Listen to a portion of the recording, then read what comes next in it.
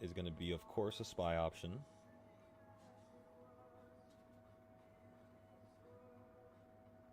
Dr. SPY, what's going on? We're going to get some puts right away. First, let me check this one chart. Don't tell me it's not loading. Alright, we're good. I'm looking at 696 puts.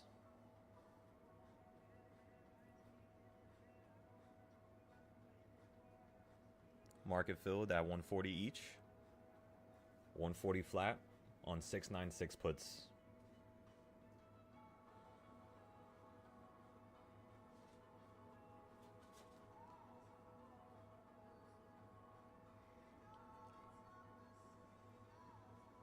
Usually the first trade is a little bit harder. So I'll just take it slow here for a second. We're up 50 so far. That was a beautiful fill right there. We're up 140 now. I'm trying to post it. SPY, slow down for a second, please.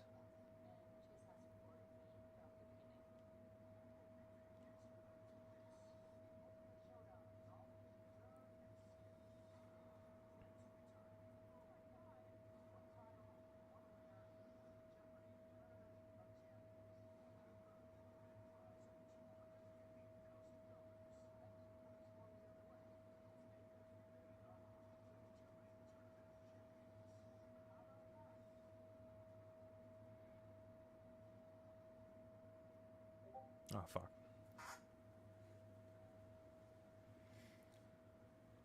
Give me 1 second. I almost sent it. Oh, I gotta stretch. I've been sitting in this damn chair for like fucking... You know I fell asleep on this damn chair?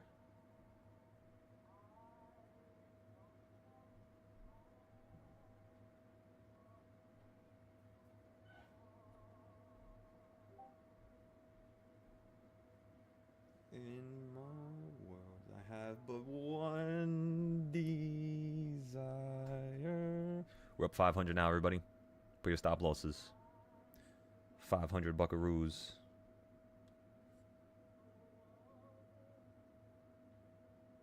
That's what I'm talking about. First trade was a success, ladies and gentlemen. We're going to look at the calls now.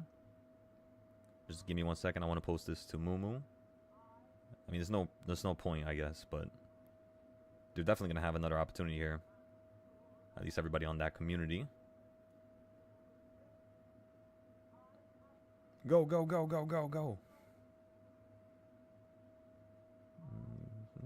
Want to set the world on fire.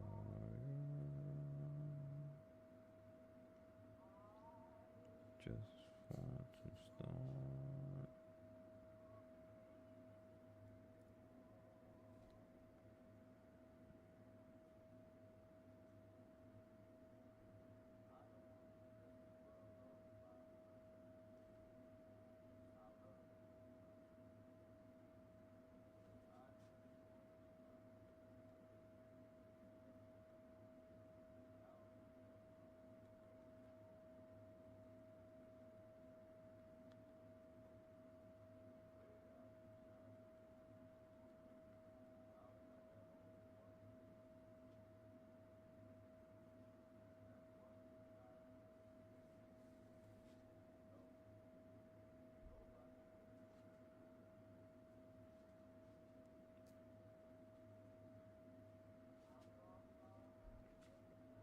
For worldlier things, I just want to be the one you love. Good morning, ladies and gentlemen. How you doing over there? Why is everybody so quiet? What's going on? I know SPY's crashing, but everything happens for a reason, ladies and gentlemen. I'm still sending these posts. 1 moment.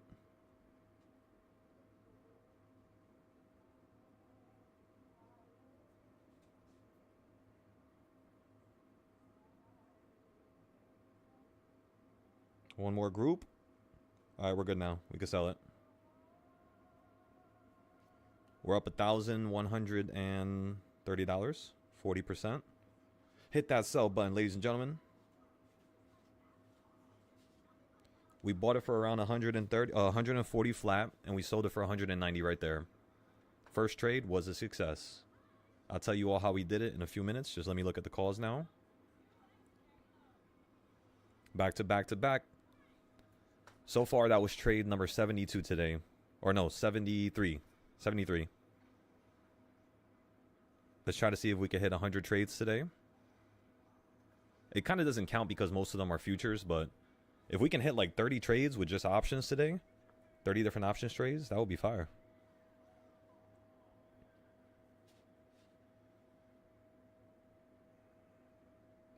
All right, I'm buying into a 696 call within the next couple seconds here.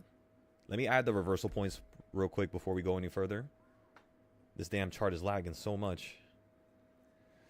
Send back up, everybody.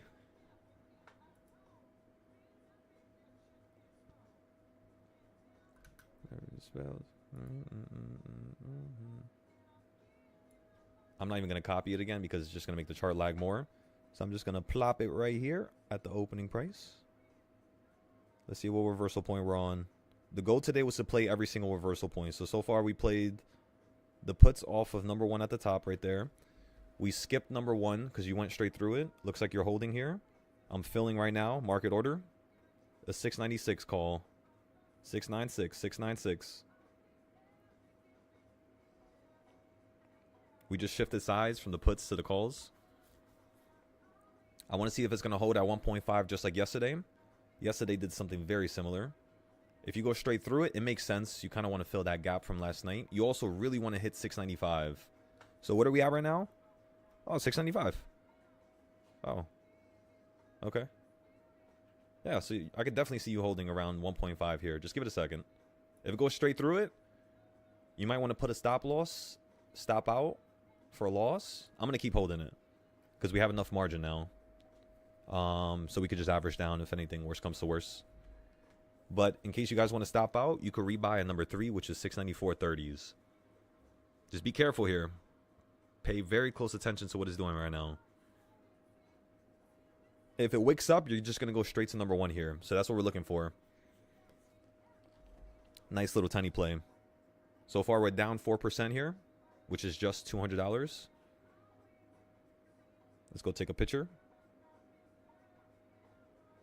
Okay, let me send this to the Discord now. Let me send this to the Moomoo community. Give me one moment. By the time I'm done with this, we should be good.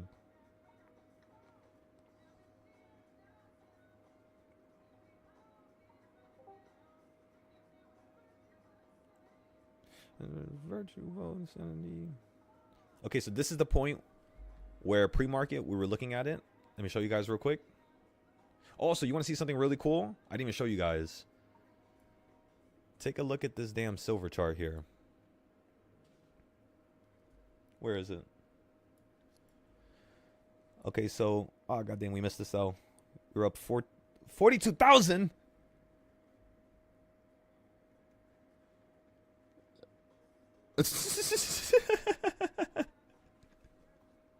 We were just up 42,000 here. Now we're down 12K. Holy shit. I completely forgot about this.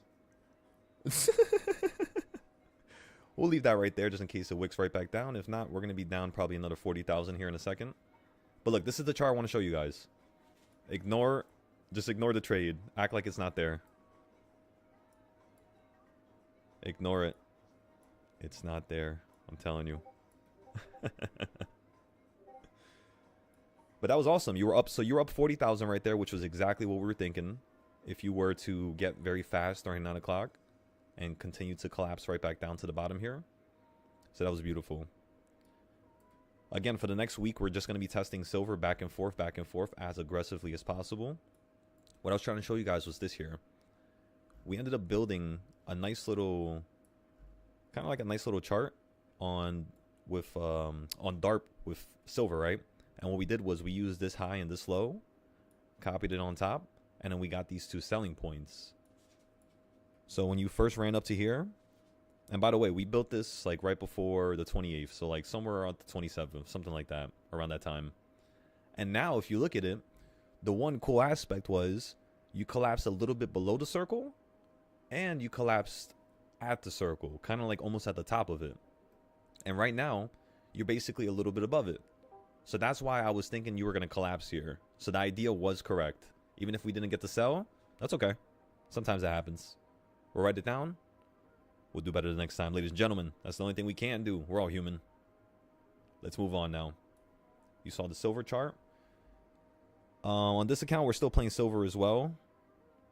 I might go short here. Let me see. We'll go back to SPY. Oh, shit, I forgot about SPY. SPY. Alright, there's so many things right now. Let's fix this first. Let's make sure this is good on SPY. It's 9:40. Okay, so this is good. We're straight here on SPY. We can leave this for a second now. Okay, so you did collapse there on silver just like we thought a couple seconds ago. I'm looking for more of a bigger collapse though. So let's see. If this could fall straight down to the blue line, that means yes, the idea worked out. It was correct. So the next time we get an idea like this, we're going to play it. The only thing that's risky right now is the fact that you just went into the heavens and crashed to the floor again. So I want to see if silver is about to pop out again. Start running to a new high. If not, you're just going to collapse here and start basically, you're going to start to hit that floor that we were just on. What floor am I talking about exactly? Well, the first thing you could do is have a wedge line at the bottom of last night. Make sure you hit another bottom. You'll see that the market is accelerating. It is speeding up. You were hitting this line, and now you're no longer hitting this line. You're way above the line. So the next thing I would do here is make another wedge line. This time, I would focus on these lows, right? When you focus on those lows, you're going to see how most recently when you held, it's holding on the previous lows. So this is what I normally do when I'm trying to guess whether or not a market is tilting. You can also do one to the top, but it's going to be really small. It's going to be kind of annoying to look at. Yeah, I don't even want to do that. It's like, you know what I mean? I need more price action. We could make a line from here to here. Oh, like that looks really nice, actually. Look at this. Look at this line right here. Look at that. Look at that. Wow. Look at that. Look at that. My goodness. All right, silver. Real computerized in terms of the entries. We should try to get into a play with that in mind. I'm trying to fix this line, make them look all straight and nice. Perfect. So if it cracks this line, it's definitely going to head to this yellow line. What's going to tell you it's cracking down? Measure the high now. So this is my other trading style. This is DARP. It's basically the box that you have in the background right there, but there's a smaller one. So this would be now the larger one. You take this box, pull it to the side. Ladies and gentlemen, when you ran above this box, did you hit the midpoint? The answer is no. So when you fall back down, you will be hitting this midpoint the next time if you fall below the top of this line here. That's what you're aiming for. However, I wouldn't be getting puts the second you cross below it. I would be getting puts at the top up here, if not somewhere over here, to play the continuation going down. Why? Oftentimes when you go beneath a line, you tend to go beneath it and hit it before you collapse going downwards. For example, look at the left, right? You collapse downwards. You hit this line, right? You run far to the upside. Look over here to the left. It's basically a very similar degree to last night. When you went below the line, did you what's called collapse out the sky and fall to the floor? The answer is no. So you're not always going to collapse to the floor, but the first thing you could do is always play a call when you're away from the line. That's one of my favorite entries. So meaning, we would basically also be scalping right here. Like a little quick entry. We'll go for like $100, $200 on silver. And by the way, gold is the same shit. You just copy and paste this to gold. It's going to be a little different, right? But aside from the little differences, it's, you know, a sympathy play to gold. Silver is way, way, way smaller in terms of the market cap compared to gold, which means it is worth a whole lot less than gold. So you're mainly looking at gold. You shouldn't be automatically making charts on silver. You should not. You should be making charts on gold first. Just like how we have these beautiful monthly charts here, ladies and gentlemen. And then once you got that, then you could start doing the silver charts. But on the micro, you want to focus on the smaller picture first. Just so you can get your skin in the game, right? Test the waters a little bit. And then once you got a few tests running, start doing your bigger charts. Specifically, sometimes when I'm in a trade, you know what I do? If the trade is taking too long and I'm down 10,000, like let's go take a look at this trade over here. Remember how I was just down $80,000 a couple seconds ago? You guys remember that? Well, once again, we were profitable by $6,000 for a second there. But I'm looking for this to collapse. I'm looking for this to break. So this is a very dangerous trade. Normally, I wouldn't trade like this on my real account, right? But here's the thing. We got to take this really as far as possible. This is the first time we're testing silver. And honestly, I'd rather test silver with this account than test it with my smaller combines. It's just a whole lot smarter. But the idea that I'm going for right now is basically, I'm trying to tell you that with the silver charts, I don't really do too much work here. Given the fact that we already did all the work that was necessary, we don't really have nothing done here. As you can all see, it's just indicators. But because we've mastered how to trade with these indicators, with a high win rate, right? Excluding those quick moments where the market's like zapping up and down, like kind of like now, you could say. But excluding those moments, what you're looking for is buys and sells towards the bottom. This buy right here, or this sell, because it's a sell, it's playing downside on silver. I bought it all the way over here when the market was first speeding up. And what happened to me? Down 100,000. And then over here, I was up 40K. And then right now, I'm up 8,000. It kind of looks like it's wicking down here. Like it might not last down here. So let's put a stop loss at 10,000. I'll be happy with that. I'm moving it down to 13 now. It probably got filled for a lot less than 13K. But I want you to know, what is the market doing? It's falling. What did I do? I cut it. Why? Because that's normally how I play on my, my actual accounts. You always want to cut it. Even if you know the idea is going to work out, who cares? Let it work out. Right now we're testing it. Again, we're testing it. We're not trying to just make $1 million out of nowhere and then not know what to do with it, So we're testing it first before we start making a lot of money. And then we'll be able to throw in X amount of money and scale it up so quickly. Do you guys see how fat? Like, look at this. I'm going to go long right here on silver. Ready? 15 contracts. Look at how much money you could lose with this. That's 9,000, 10,000. That's ridiculous. So what you want to do is you want to prioritize buying at the bottoms of the BB on the 1 minute and the 5 minute, which is the Bollinger Bands.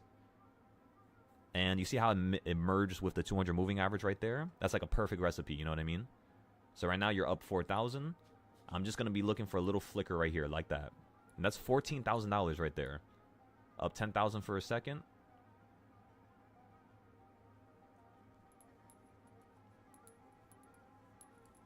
So it's like basically what we're trying to do here is we're trying to remove our need to have to sit on these damn charts for 3 hours a night. We're just trying to trade. The market is open. What the fuck just happened? What do you mean the market is opened? That shit opened up at 4 a.m. What are you talking about? I'm telling ya, Top Step was doing that shit to me the other night, and I was so confused. I was like, who's talking to me? I was like, everybody's sleeping. We're up 45% on the 680 puts that we bought 4 days ago, the 10-day plays. Let's go take a look at it. Gold is crashing straight from the top of that box, straight down to the bottom of the monthly. Looks like you're going to hold here on silver. I'm going long here on gold. This is crashing territory, by the way, of course. Why isn't it buying? Hello?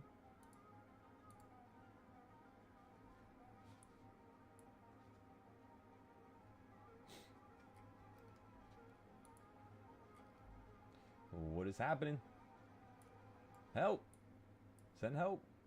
You guys ever seen that damn video? A guy was screaming when he was playing his, he was playing some game. I forgot what the hell this was called. But he was screaming like help or some shit. And his neighbor fucking ran into the house. Thinking that he was getting like mugged or some shit. It was so loopy. He showed up to the window. Alright, so you hit number 4. You fell straight down to number 5. You held on number 5. Gold is holding, but we didn't get to get that buy right there. But do you guys see how it worked out right there? Right there, right there. On the 5 minute, you massively wick below the BB, which is the Bollinger Bands, once again. And you instantly zap to the middle of the monthly box, and now you're running to the quarter point. This is the point where usually the market's going to be like, alright, people are going to start buying into it, so they're going to drop you down a little bit here. So I like to get into these trades here, but they're really risky. So like right there, I would have gotten to a put. I would be holding it.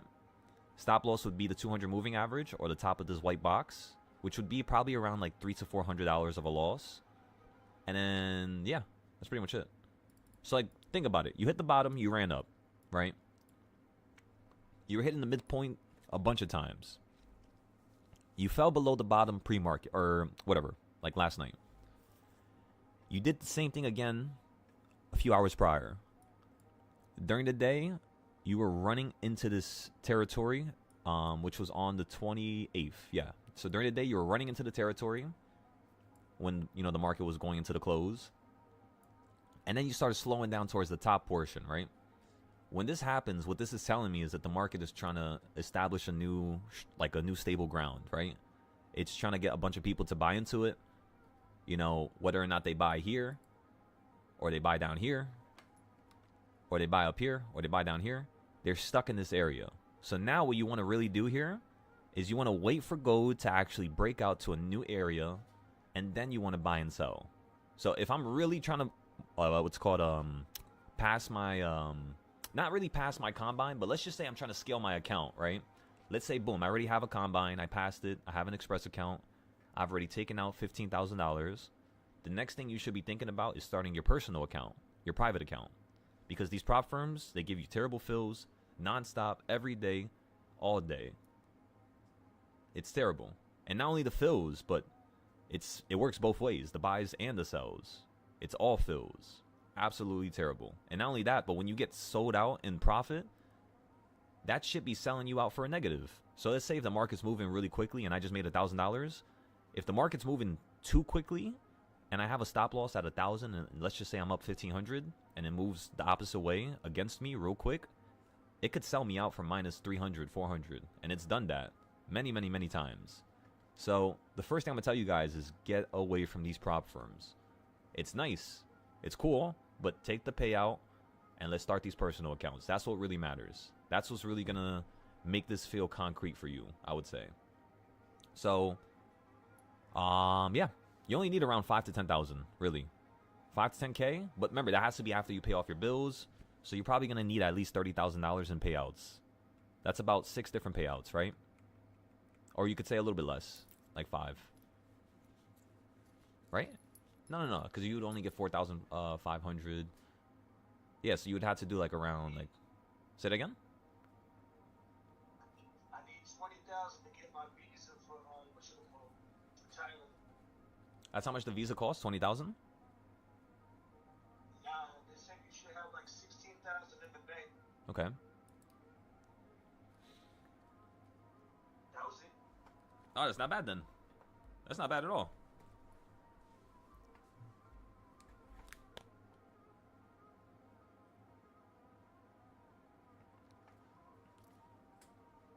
Yeah, it's not bad at all. 16,000, but that's too, bro. You're gonna have way past. You're gonna have more than 16K. You're not gonna just have 16,000. You'll have, by the time, because you're thinking about moving in the next couple years, correct?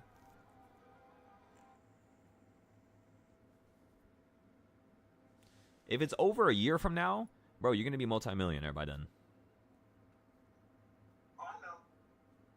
You know? Honestly, that's... You guys want to hear something crazy about me? I've never actually stated this. I mean, you guys know I have problems with spending. But I've never actually stated, like, my relationship. Like, how I view money. How I see it. And in all honesty, it's kind of like... It's like a racetrack, right? It's like you're racing... It's like horses racing, let's just say, right? So you have one horse... It's in the front, is leading the position, and then you have that horse that's following.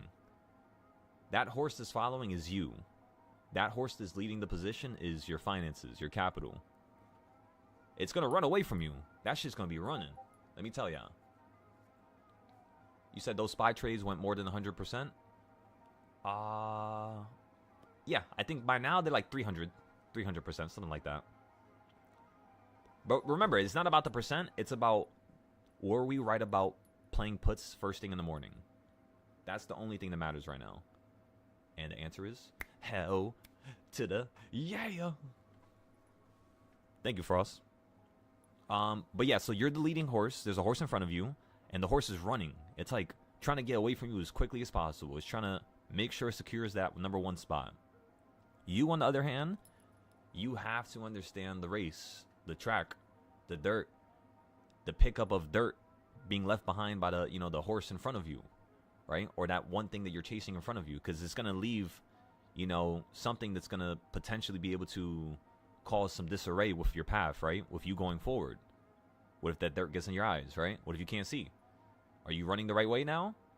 So with finances, the way I look at it is very simple. Again, I'm chasing something, and I have to be able to deal with the following of it, as well as the repercussions of the longevity of this race. Meaning, you're not always going to be able to race 24/7 every single day.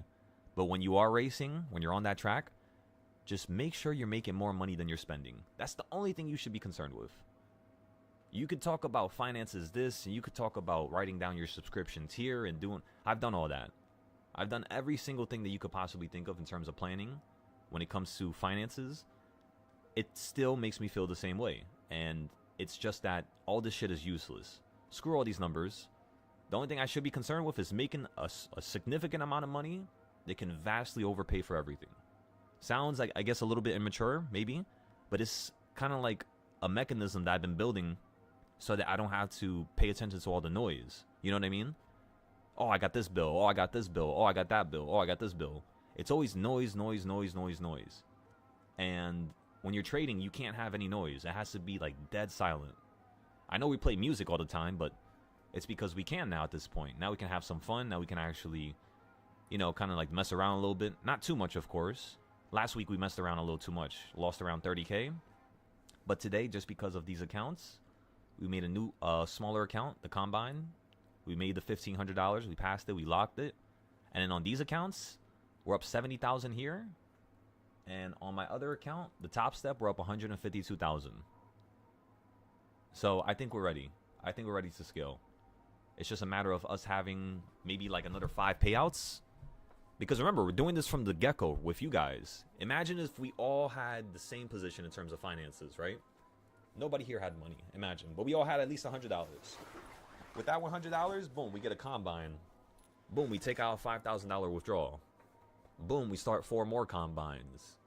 Boom, we take out 22.5K a week in withdrawals because they're going to take $500. They take 10%. Save some for taxes, of course. Generally, because you're trading futures, the way taxes are calculated is going to be a lot different depending on what country you're from, right? Some of it gets what's called taxed at long-term gains, and I believe the other half gets taxed at short-term gains. This is going to be the first year we actually pay for futures for the taxes. So when I do my taxes this year, I'll let you guys know exactly how the process was. And by the way, I'm in New York, so it's going to be one of the most, I guess, tax-heavy places you could say in the U.S. If you're in another country, again, search it up. Acts like an accountant or something, because, again, I'm not licensed. This is all my opinion, all, my own personal thoughts. You should, of course, always ask for licensed help, right? That's always going to be the best solution to any problem. In most cases, because some of them, But not yet. So what we're focusing on right now in terms of the buys and sells with gold is we're buying at the bottom. SPY, we're just waiting for it. We bought the calls. I haven't posted it to the Discord yet because I'm waiting for it to actually just weaken down a little bit. We're going to buy into 20 more contracts here to average down. Let's go check number 5 again. We can actually average down right here. You filled the gap. Actually, did you fill the whole gap? I think you filled the whole gap. By the way, we're up $1,000 on the 680 puts that we got a couple days ago. We already made them almost free. With the trade from earlier, we pretty much made them free because we made $1,200. We only needed to make $900 more. And now this trade is up $1,000, everybody. 56%. The 10-day play that we posted 4 days ago, again, everybody, is up 56%. Absolutely phenomenal. 59 now, 63.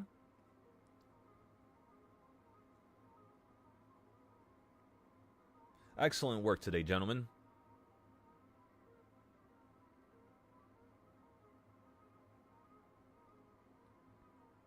Okay, so 691. I'm going to sell it here. Everybody, I'm going to sell it. Wait, what's today's date? Today's Thursday, right? Yeah, I'm selling. I'm selling the 10-day plays. We're already up 50%. Normally, my stop limit on 10-day plays is like 50 to 100%. I'm happy with 50%. I'll take it. I'll run away. How much are we up now? 2,400.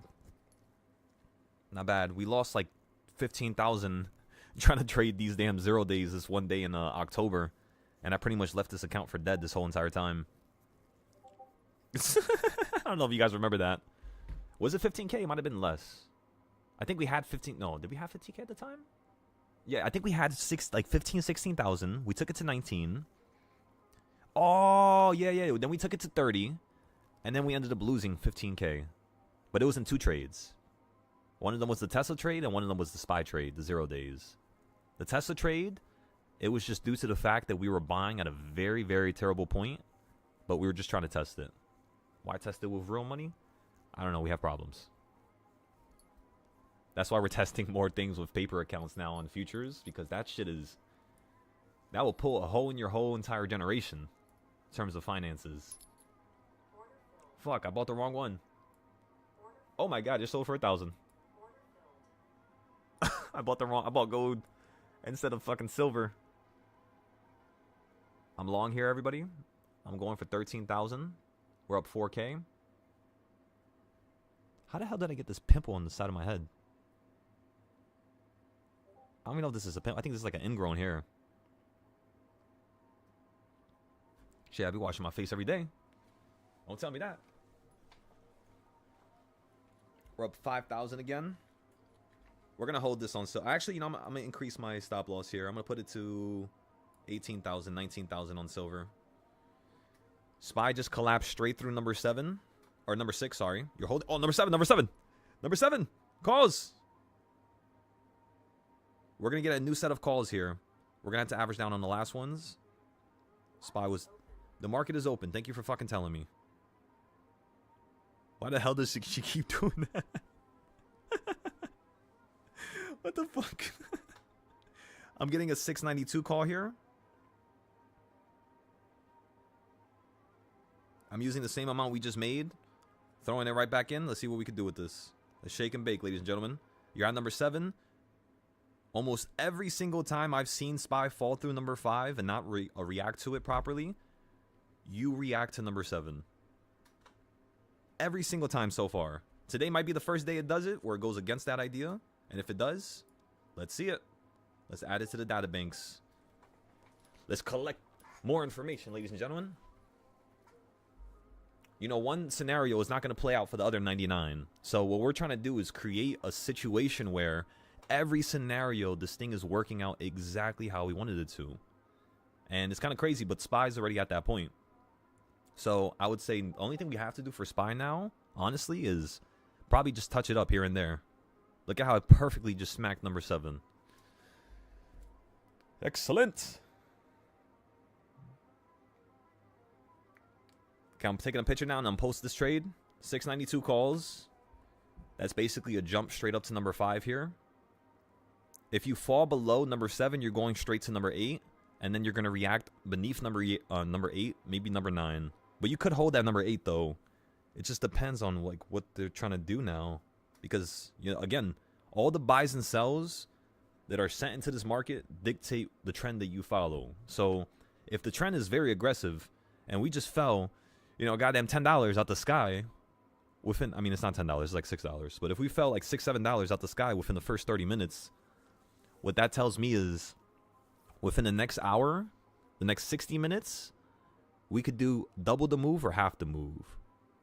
Meaning, in the next 60 minutes, you could either run back up to number 4, or you're going to fall down to number 12. Which we haven't seen number 12 in a couple weeks. So it would be a nice little kind of, it would be a nice little surprise, honestly, if we could see number 12. The market is open. Can you motherfucker? You just fucking with me now at this point, huh? Why does you keep saying that? How do I turn that shit off?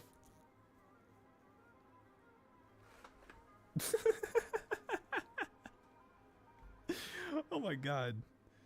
You're below number 7 now, everybody. So you got 7.5. We still have the 692 calls. Or 692. Yep. We bought it for 140 flat. Right now you're at 130 flat. So down $10.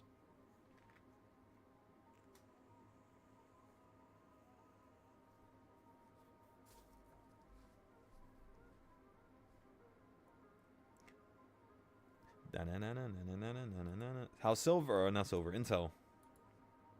Intel. What we doing? INTC. Looks like it's about ready to drop, everybody. By the way, I apologize. We missed this sell because of me. I forgot about it. You fell perfectly back down on top of the, the box, just like we thought you would with this little pink line here that we drew. You ended up going a lot more to the upside, though. You went straight to 56.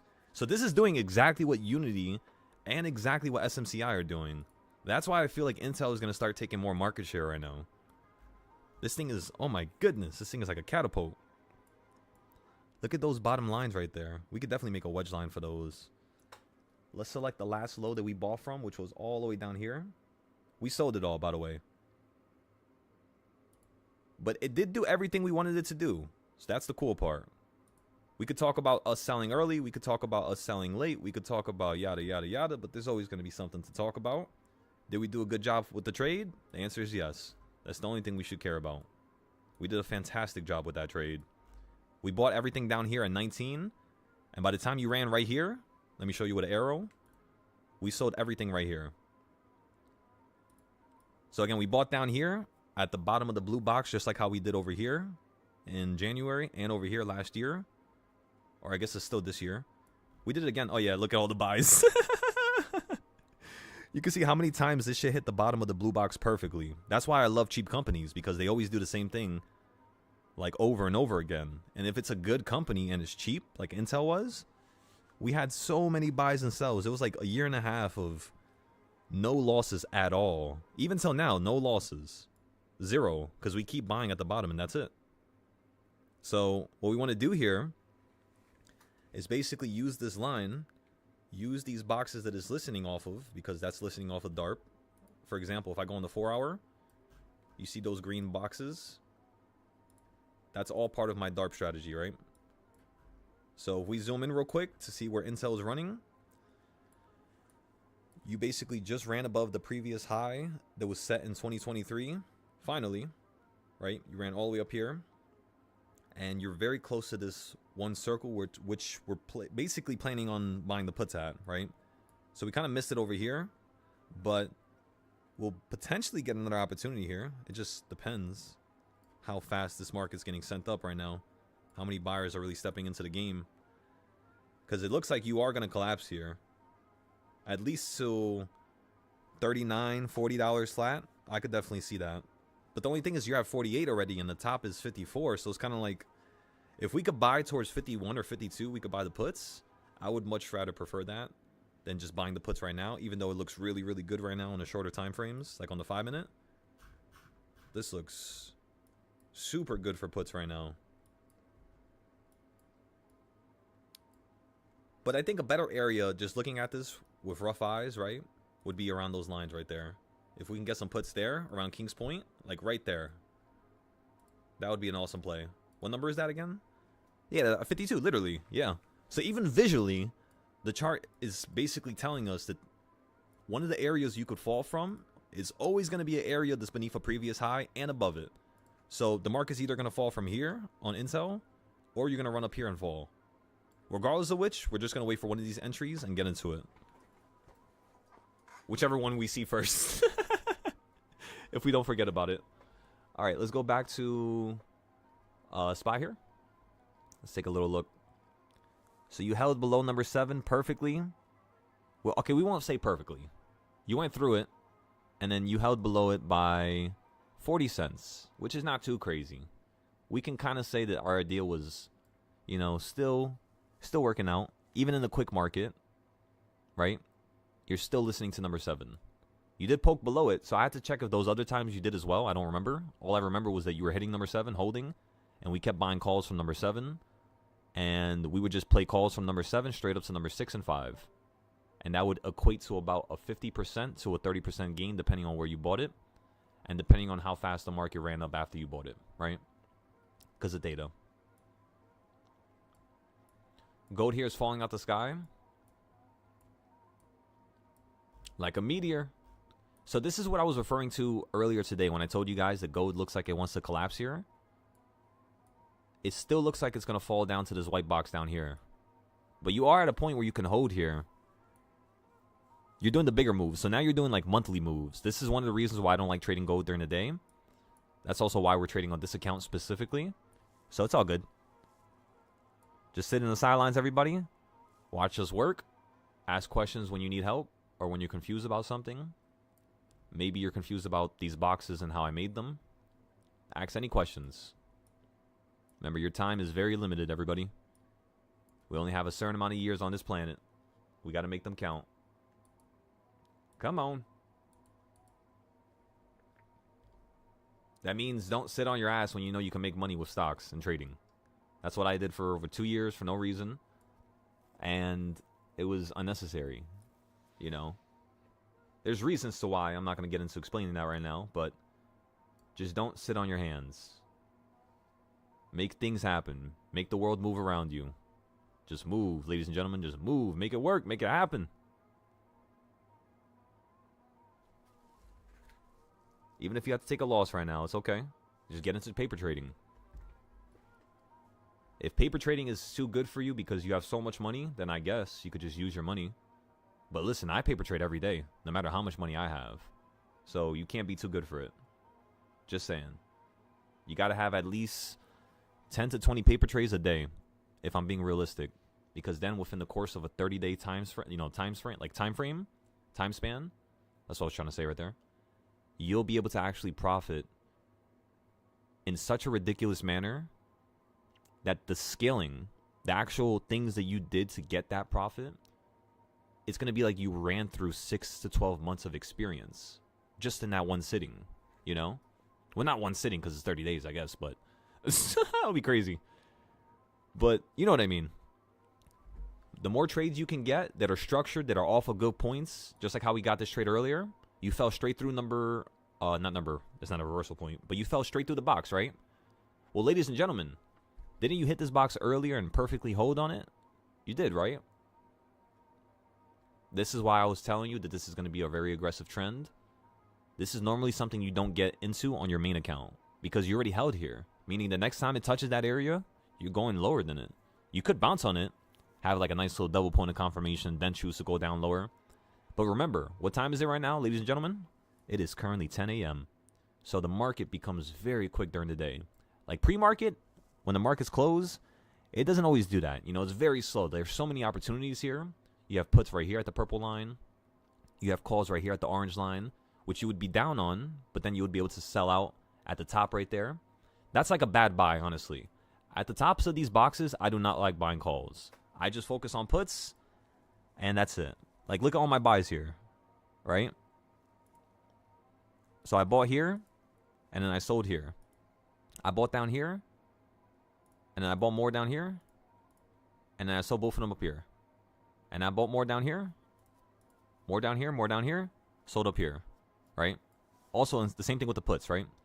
I was selling. So I was buying puts to sell it down here, puts to sell it. I was just literally playing back and forth, because it was consolidating. So we had an opportunity. Can the market fall out the sky? Of course it can. It could fall out the sky at any given moment. So what you really want to look for, how do you know about timing a trade when the trade is about to change directions? Well, it's very simple, right? Think about it just like this. When the market's moving quick, you're going to slow down. When the market's moving slow, you're going to speed up.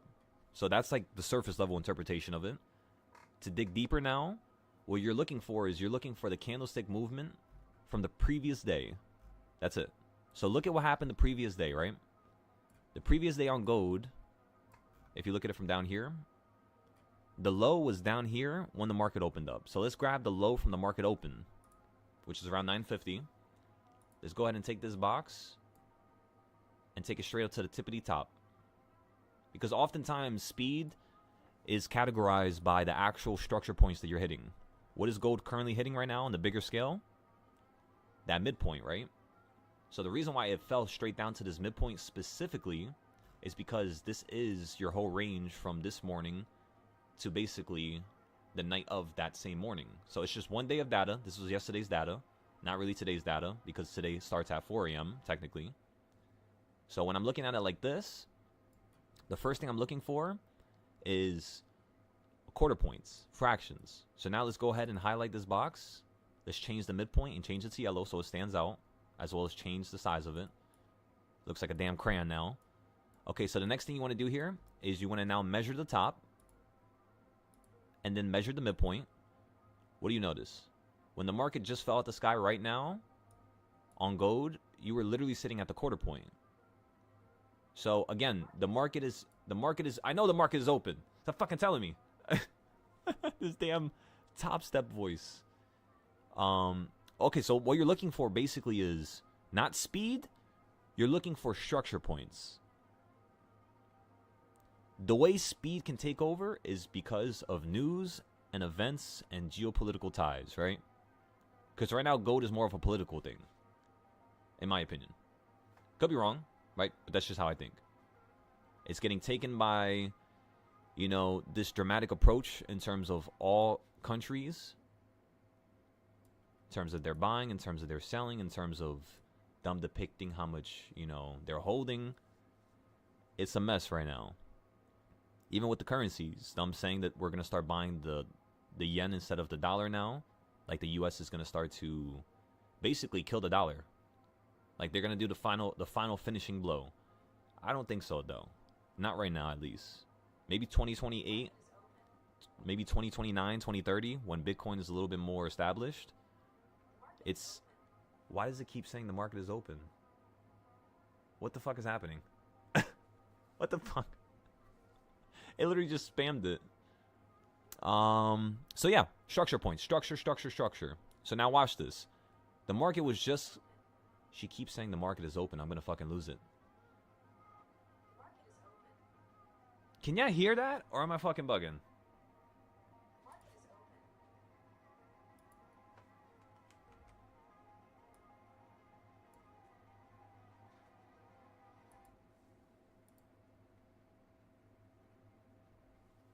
Alright, anyways. What the hell? Okay, so we're gonna put this to the bottom here, right? Where are you currently at, ladies and gentlemen? You're at the quarter point. So this is why I see gold slowing down. Why? Very simply, because you passed straight through the midpoint, no real reaction, and you just came from a quarter point, which is this big-ass dotted line right here. I'll change it to red so you all can see it stand out. So that red line right there, I guess it doesn't really stand up. Stand out, whatever. We could do it blue. I think blue would stand out. Not really. Purple? Not really. Fuck, there's so much colors on the screen. Oh, that stands out. Okay, so boom. That dotted line right here, you're perfectly hitting it and bouncing on it. So down here, I think you're going to hit it, just like how you did right now, and I think you're going to start holding on it. We just got to give it a moment. Again, the market's doing something extremely aggressive. So this is going to be a very, very nice little interpretation as to how you would play a quick move when it does happen. So like, for example, if you bought at the midpoint right there, what was next to the midpoint? The monthly zone. So if it fell straight through the monthly zone, you would just stop out and wait now. Then it hits this point down here, right? So what would you do? You would buy into it the same way, and look what's right below you. The monthly levels. So you use that as a stop loss, you know? Did it go straight through it? Yes. But then what did it do right after? If we go to the 1 minute here.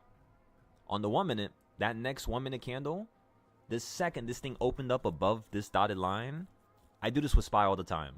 Like if SPY opens up above number 7, and let's just say it's about to be like 10:30, or you just hit 10:30, like the bottom right now is currently 10 o'clock, right? So we're transitioning from 10 o'clock to 11 o'clock, which is around the time the European market's going to close. So what I'm looking for now is, where are the buyers and sellers trying to push us? They literally dropped us out the sky. We're holding on number 8, which is a structure point. They do this shit all the time. We've seen this many, many, many times the last 2-3 years. Now you're straight up zapping straight to number 7. You held on number 7 nicely. Then you almost hit number 6. Then you're kind of like waterfalling down a little bit. which is like a more of a calm type of drop. It's not like a knife right now. So it's kind of like, you know, pouring down a little bit slower. So I kind of want to see if it's going to start curving here. Because it's still 1019. If the market gets bought up right now, you're going straight to 693. You filled all the gaps. You filled everything that was necessary. On the weekly on SPY, let me show you something real quick.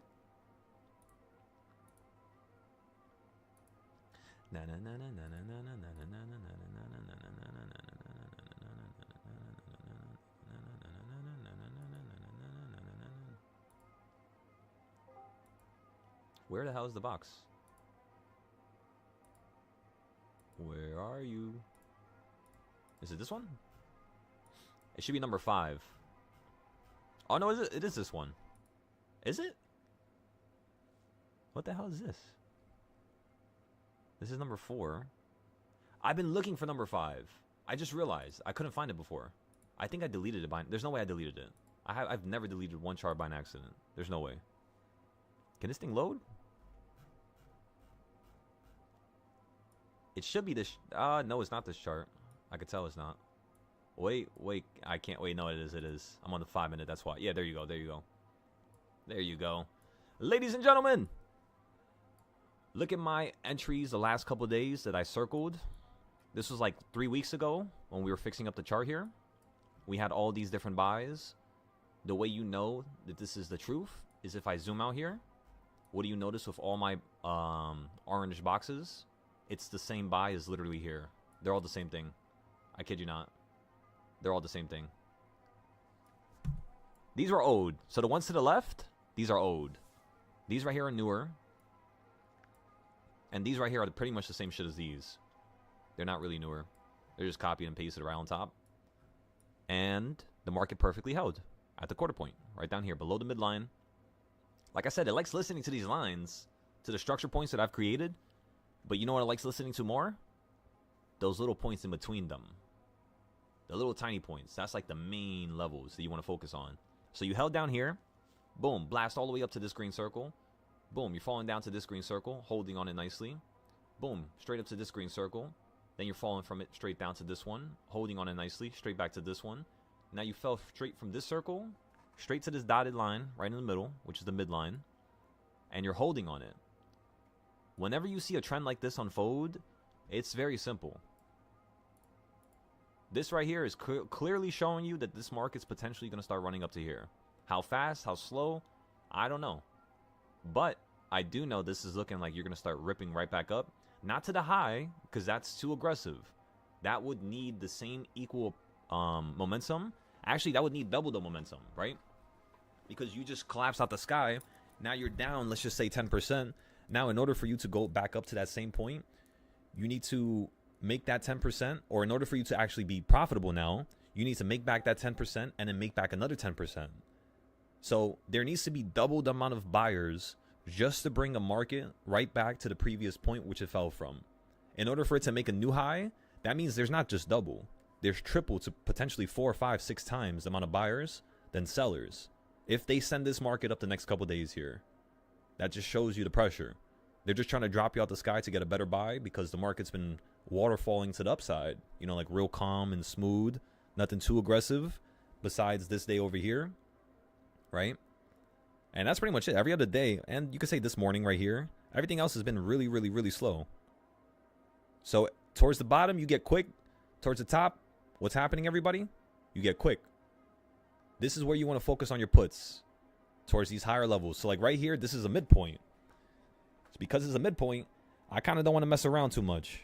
Because if I mess around here at the midpoint, I am screwed, ladies and gentlemen. We have a situation. We have a problem. So look, this is how I would play the calls if I'm playing calls here. I would just literally play calls right here. That's it. Which is exactly the strike price that we're holding right now, everybody. So in terms of us allowing this option trade to work out, is it possible? The answer is yes. 100%. Even the monthly charts are saying so. This was once a weekly chart, by the way. But it became a monthly chart because of how well it worked. This is August's... these boxes are from August. Basically. And they're still working now. It was the 1st of August to the 15th of August perfectly. And then on the 21st of August, you hit the midpoint. So, I want to show you guys something. Because I know this is going to be the next best box. Because it's January. What's the top? The 13th. What's the bottom? Perfectly the 21st. This box right here, I'm telling y'all, is going to be the most important box for the next 6 months. I can promise you that already. Just because of my experience, just because of my knowledge with boxes and this trading style, from testing it the last 2 years, it's telling me that this box right here is going to be very special because you're very structured. The 13th to the 21st? That is beautiful. Absolutely beautiful. Because remember, every 7 days the market changes directions, right? Every 7 days the market changes directions. So on the 13th, that's the day right before the 14th, straight to the 21st, which is a whole week of data. So it's about 8 days of data, which is beautiful. Because normally you're only looking for 7, but this time you're getting 8. Sounds like, oh, you're just trying to make any situation work. But the craziest part is, yes, finally you understand. You can make any trading style work. You could draw a damn boat on the screen, draw a bikini bottom, and you can make it work as long as things are structured and it has some type of sense to it. That's what I'm telling you guys. Have fun when you're creating your trading styles. Like, literally go as wild as you possibly can. That's literally the only thing I do. And it's a lot of fun. Let me tell you, you get lost in it. You really do get lost in creating trading styles. All right, anyways, let's go back to SPY now. You get the weekly depiction. You get the monthly boxes. Let's go check our play here. Still down a few percent. I want to see if you're going to run back to number 5. And potentially... I hate how I just read your comment, John, about how it says the market's open on your screen. And as soon as I read it, it fucking just said it right now. 2 times. Just to rub it in.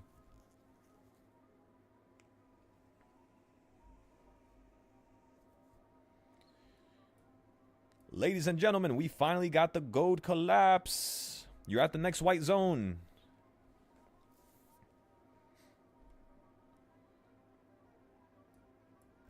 This is the next best area.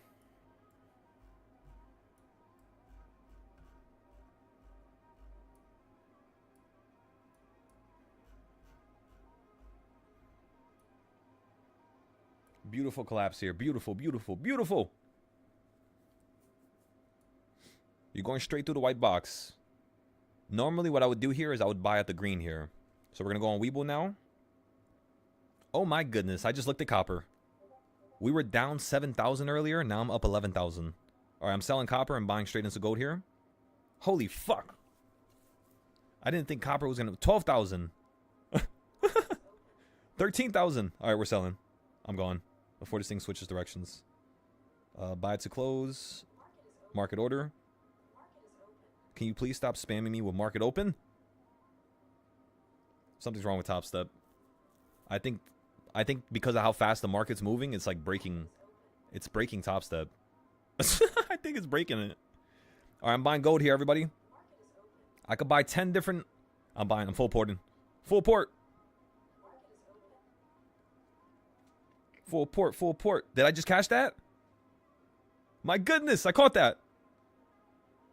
Holy fuck. $24,000 just like that. 40,000. All right, I'm selling this. $40,000. What just happened? This account was at 25. Now it's at 70,000 already.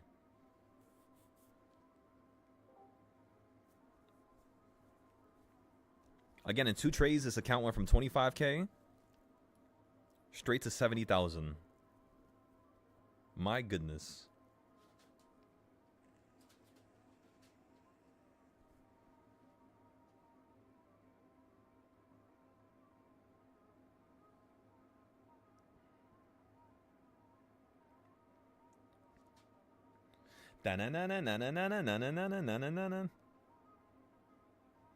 Do you think gold? Shake and bake. Let's see you run right back up to that white zone now. You could definitely fall down lower. You almost hit next to the white zone. It's kind of like a double point of confirmation for more downside. You know what I mean? But let's give it a second here. Let's see it hit the white box, and then we'll see what to do next. That's like my tree, you could say. The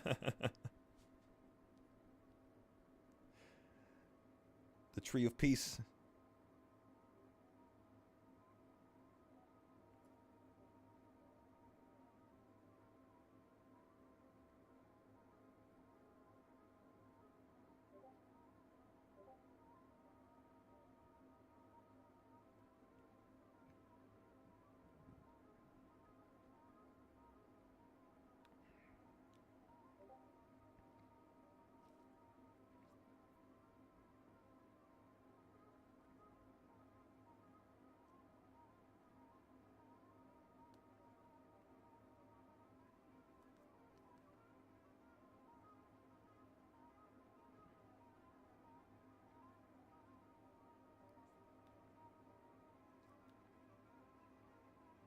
My goodness, gold.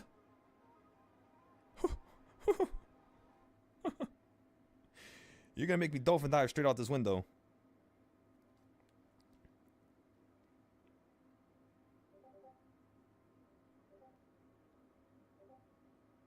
Yeah, we're definitely gonna play with our personal accounts. Oh my goodness, just wait. Ladies and gentlemen, I'm telling you, just wait for when we play with our real accounts. Or not really real accounts, because they're all real. But at the end of the day, like our personal account, you know, where we put like our own money into it from the withdrawals from like Top Step or Apex or whichever prop firm you're using. We're going to use those withdrawals to then fund our personal accounts. And then with these personal accounts, we're going to be playing gold like madmen. Let me tell ya, all we need is one good catch. Just like how we've been playing gold all night. Were we able to predict that gold was going to run up down there after buying at that level? The answer is yes. If it fell down, I kid you not, I was looking at my orders with how fast it was moving. If that thing fell down just about 3 more ticks, maybe 4 more ticks, the whole account would have got margin called and liquidated. And we would have went from 25K, we made 11K, right? So we were at 36K. We would have went from 36K straight down to 5,000. That's how much they would have left us with. About like 5 to like 7,000, maybe 8, maybe 9. How much did I hit? I think I hit minus like 12K right there when I didn't sell it. When it first ran up right here, I was like maybe 20, 30,000 the first time it ran up, and then it fell down. So when you fell down on this candle, again, it didn't fill me at the top. I was too excited right there. So we were watching it very closely. That's why I was quiet. And then you were still holding at the bottom perfectly, right? Exactly what we want to see. So we still held it. If you would have fell down here, we would have sold it. But you see how you perfectly hold on these monthly zones? Not all the time, because look at that recent candle right now, right? You kind of went dramatically a little bit, you know, below it. But that's the thing, is that happens. So when you get your buys and sells with these monthly boxes, when you guys actually create them, you want to focus on the buys below the box. Does that make sense? So like, watch this. Let me show you. You would focus on buying calls down here because did it snap up and give you an opportunity to sell out? The answer is yes. Do you know how much you would have made on any gold trade if you had one contract? Right here, you would have made about $300 to $400. Actually, no, about $150 to $400, depending on where you sold over here. But that's good enough profit. 3 trades like that, you're done with your combine. 2 days in a row like that, you're done with your, you know, completely done with the combine, both days. Then you get the express account. 5 days of you doing that, boom. What's $400 times, let's just say 10 trades? That's 4,000, right? Well, you could do 10 trades within the course of 5 days. It's not hard. You could do 10 trades within 1 day. So in all reality, if you guys can see how, you know, to traverse with these crazy ass buys and sells, if you could just focus on buying at the best point, I mean, yeah, you could be done within the day, make 20,000, and for the next 5 days, just make 150. So you meet their requirement to take out money, and then just take out 5K. I can't take out 5,000 no more because I took out too much money. So they only let me take out 4,500 now because they take 10%. So you guys are going to be able to take the full 10,000. It's just remember taxes. Don't forget that shit. Because you're definitely going to start blipping on their radar with the amount of money you're basically making now.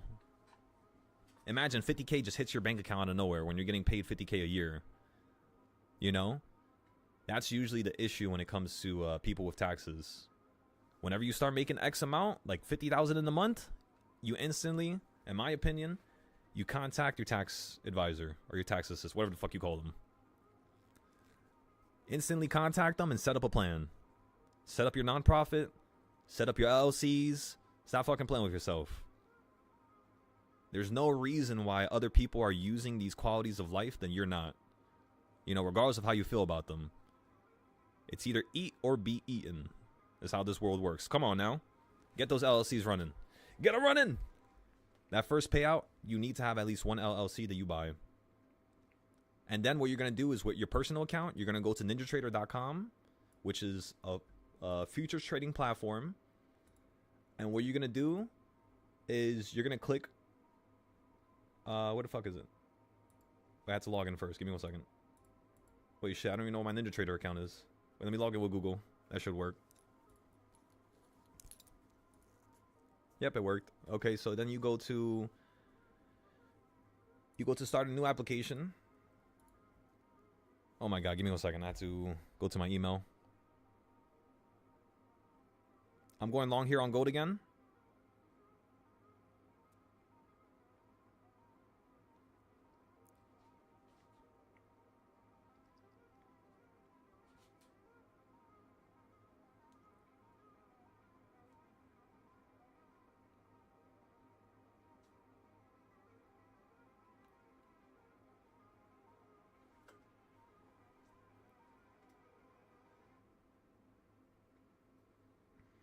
All right, we just full ported into gold longs here.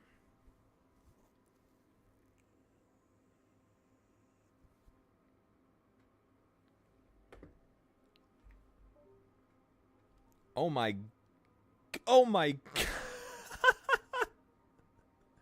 up 136,000. I'm selling it. What the fuck just happened? Excuse my language. What just happened?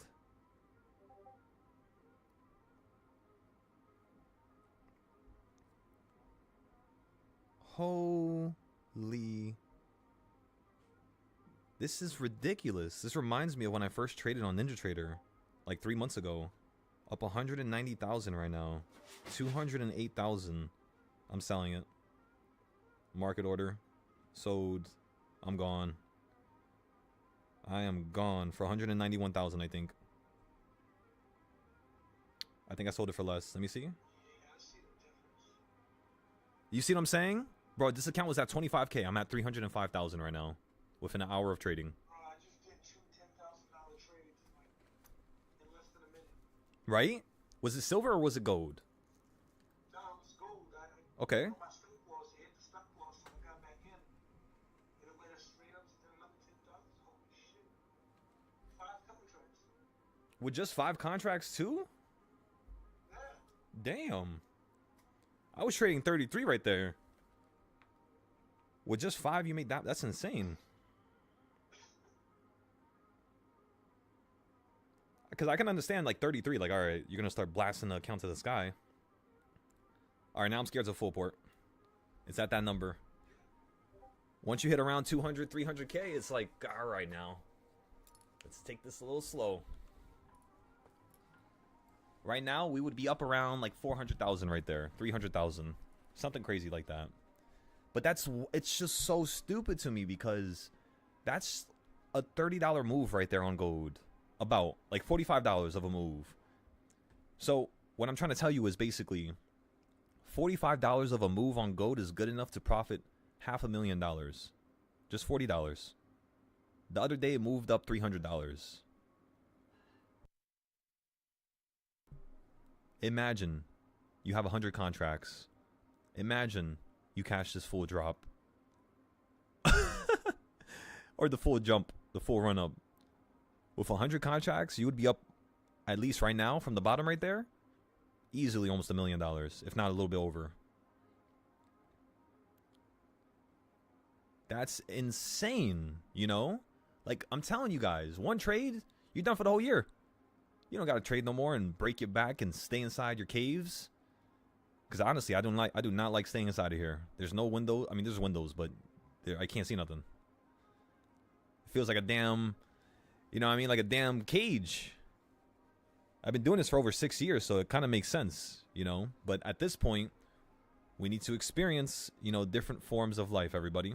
So over the next course of, let's just say 30 days, right? The next 30 days, what we're going to be focused on is establishing a concrete way so that each of us are getting paid at least $22,000 a month. Once I see each of you get paid $22K a month, we'll move on to the next step, which is going to be the bigger accounts, right? The personal accounts. Because we're going to have $400,000, $500,000 that we could play with, which we're easily going to be able to take into $2, $3, $4 million within the course of just a week. We could do that in a day. Think about that. Thank you. The market is open. Thank you for telling me. I didn't even notice. But you know what I mean? We could literally do all this within the course of a day. And when Spy wants to fuck around like this, let it fuck around. It's okay. It's just profit that we were using from today. Let it happen, ladies and gentlemen. Let it happen. Looks like you're crashing straight down towards number 10 on the reversal points here. Let's go ahead and check these weekly boxes. You're still at that damn midpoint.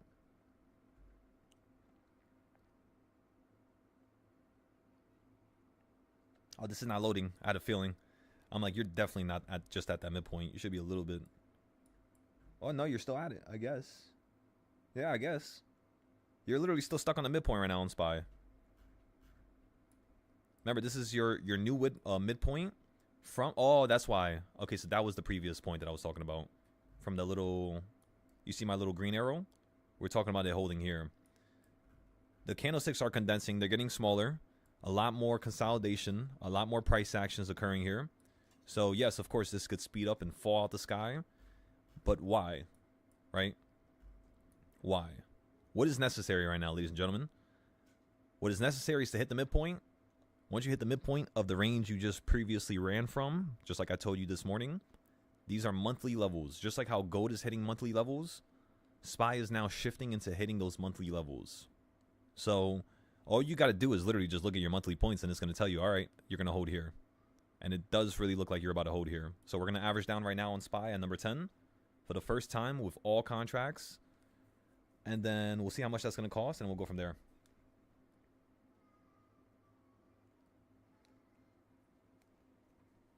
Ladies and gentlemen, it's time to rock and roll.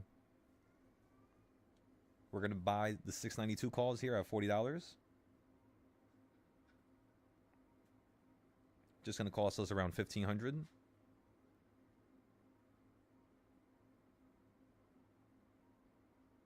All right, we brought the average down. We were down 70% there. Now we're only down 40% on the SPY calls for 692. What we're looking for is another averaging point in the 20s, because right now you're in the 40s, which should be around number 12, because right now you're at number 10, so you're about to hit number 11. And after this, what we're going to do is we're going to wait for 12 o'clock. Let the market make its move, see if it wants to yank right back up rapidly. Because again, you're hitting those monthly levels very quickly today. Another chart that I want to check out was that one there. Yeah. Okay, so yeah, the actual floor is going to be down here, everybody. So this is the middle ground, right? This is where I want to see the market hold if it wants to blast up and run up into a new high within the next week to 2 weeks. If it's actually intending on collapsing out the sky, everybody, what's going to happen here is you're going to end up falling down to the way bottom down here, which is 675. Basically where you just hit last time where we bought the calls, right? Why would you do that? Again, because the market wants to tilt down and break out the sky, and it wants to fall down way lower, meaning I'm talking about 640s, potentially 630s is what I'm going to see here, or what we can, predict to see, let's just say. But if it holds, we can easily see at least 708, 710 before we yank down out the sky. I'm thinking like 711, 17, somewhere around there, like around the teens. And then after that, after you fall out the sky up here, you should be able to fall around $10, give or take. We're going to buy the calls once you fall $10 from the high. And then we're going to continue to play the upside going into the 740s, where we're going to then buy the monthly and yearly puts to fall out the sky on SPY, as you can all see in my drawing. We're thinking the market is going to tip and tumble once you hit 740. So we need to have at least, I'm just warning you guys, you're at 608, what the fuck does that say right there? I can't even read. There you go, 686. I'm about to say we're not at 690 no more. So you're at 686, right? You have $60 before the market drops out the sky. If it's not going to drop right now. But we're going to have, I'm telling you, we're going to have another couple days. It's going to fall to 675 if anything. Then it's going to hold. It's going to yank right back up in the sky, just like how it did last year. I kid you guys not. If you look at what happened last... Actually, let's go check real quick. Screw talking. Let me just show you. Look at what happened last year and compare it to now. You're going to be like, there's no fucking way. And everybody, that's why I told everybody to buy puts 3 days ago, 4 days ago, wherever it was. When you were at the top up here. We bought the puts right here, everybody. Where the fuck was it? Was it Wednesday that we bought them? When the hell did I buy them? By the way, I lost track of the trades. I have no idea what number we're on at this point. We're going to have to recount everything. I think we're probably on like 86, 87.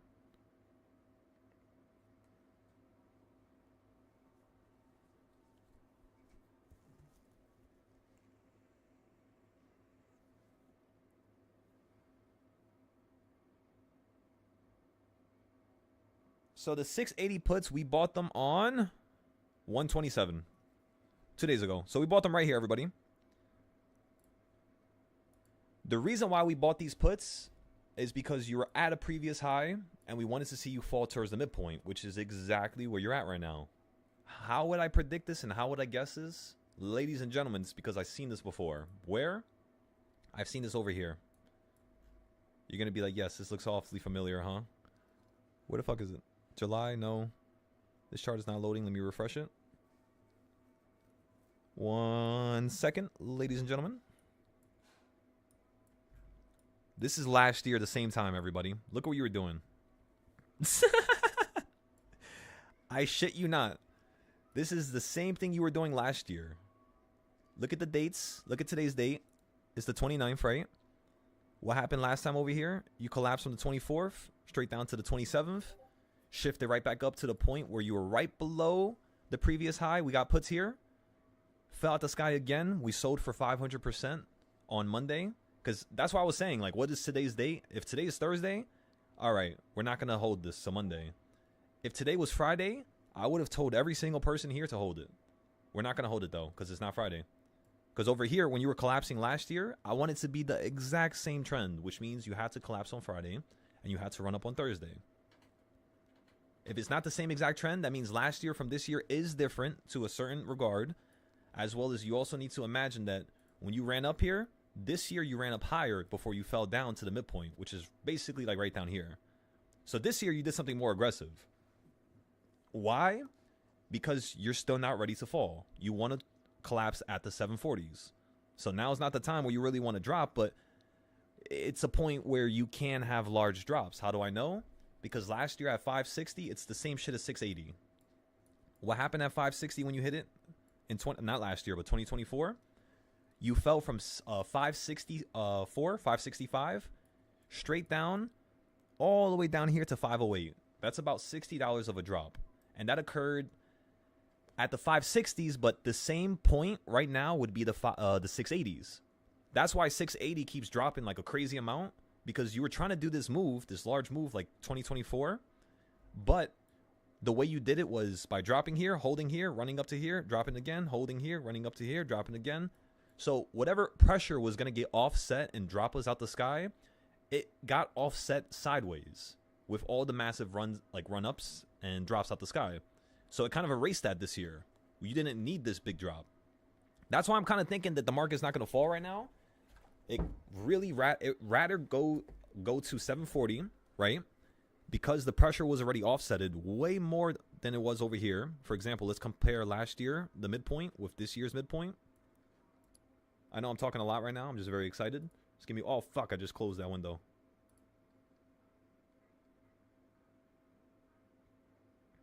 All right, what chart should I show you? Oh, let me just show you this one, the actual chart with the midpoint. There you where the fuck is it? There you go.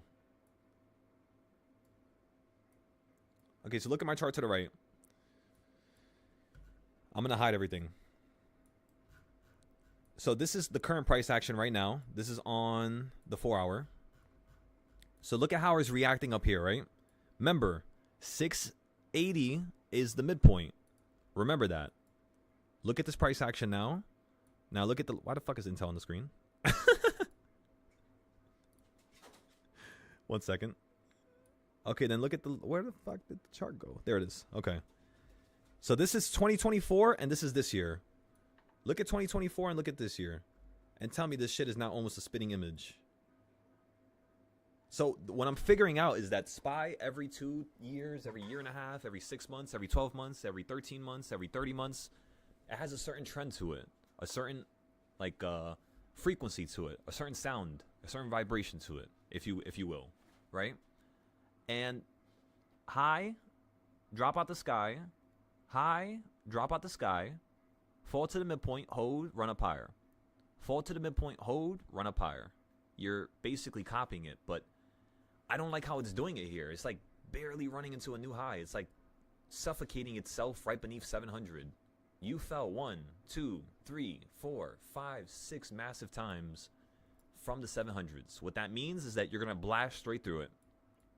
You're going to go straight through 700, and you're most likely going to start reversing right around up here. Like right around here. Which, that's so funny. Now that I unhide everything, what is around that exact point, ladies and gentlemen? Puts for a $20 drop. That's what's written here. And what's currently written, where we're currently at right now, I don't show you guys this chart no more because it's too much information. It tends to just confuse people. So if you look at this drop here, what happened? You hit my put target that I made 2 years prior, and you fell out the sky perfectly holding on this damn midpoint down here. Then you ran up into the pink again, and you fell again from it. That was basically the recent drop. But this is the real area I'm looking for. This red area up here, oh, that's where it gets crazy. And then at the tippity top of this red area, that's where we get the crazy 1 to 3 year, 4 year puts. As you can see, 1 to 12 month puts. That's the only time I say that. Everything else is 1 month, 1 to 3 month, or down here, 1 to 12 months, which is the previous one. Because, by the way, because it's the midpoint. So now let me show you last year. Remember the colors. Remember the colors. Now look at 2024. When you were at the midpoint last time, because that was the last time you were at this exact same similar level.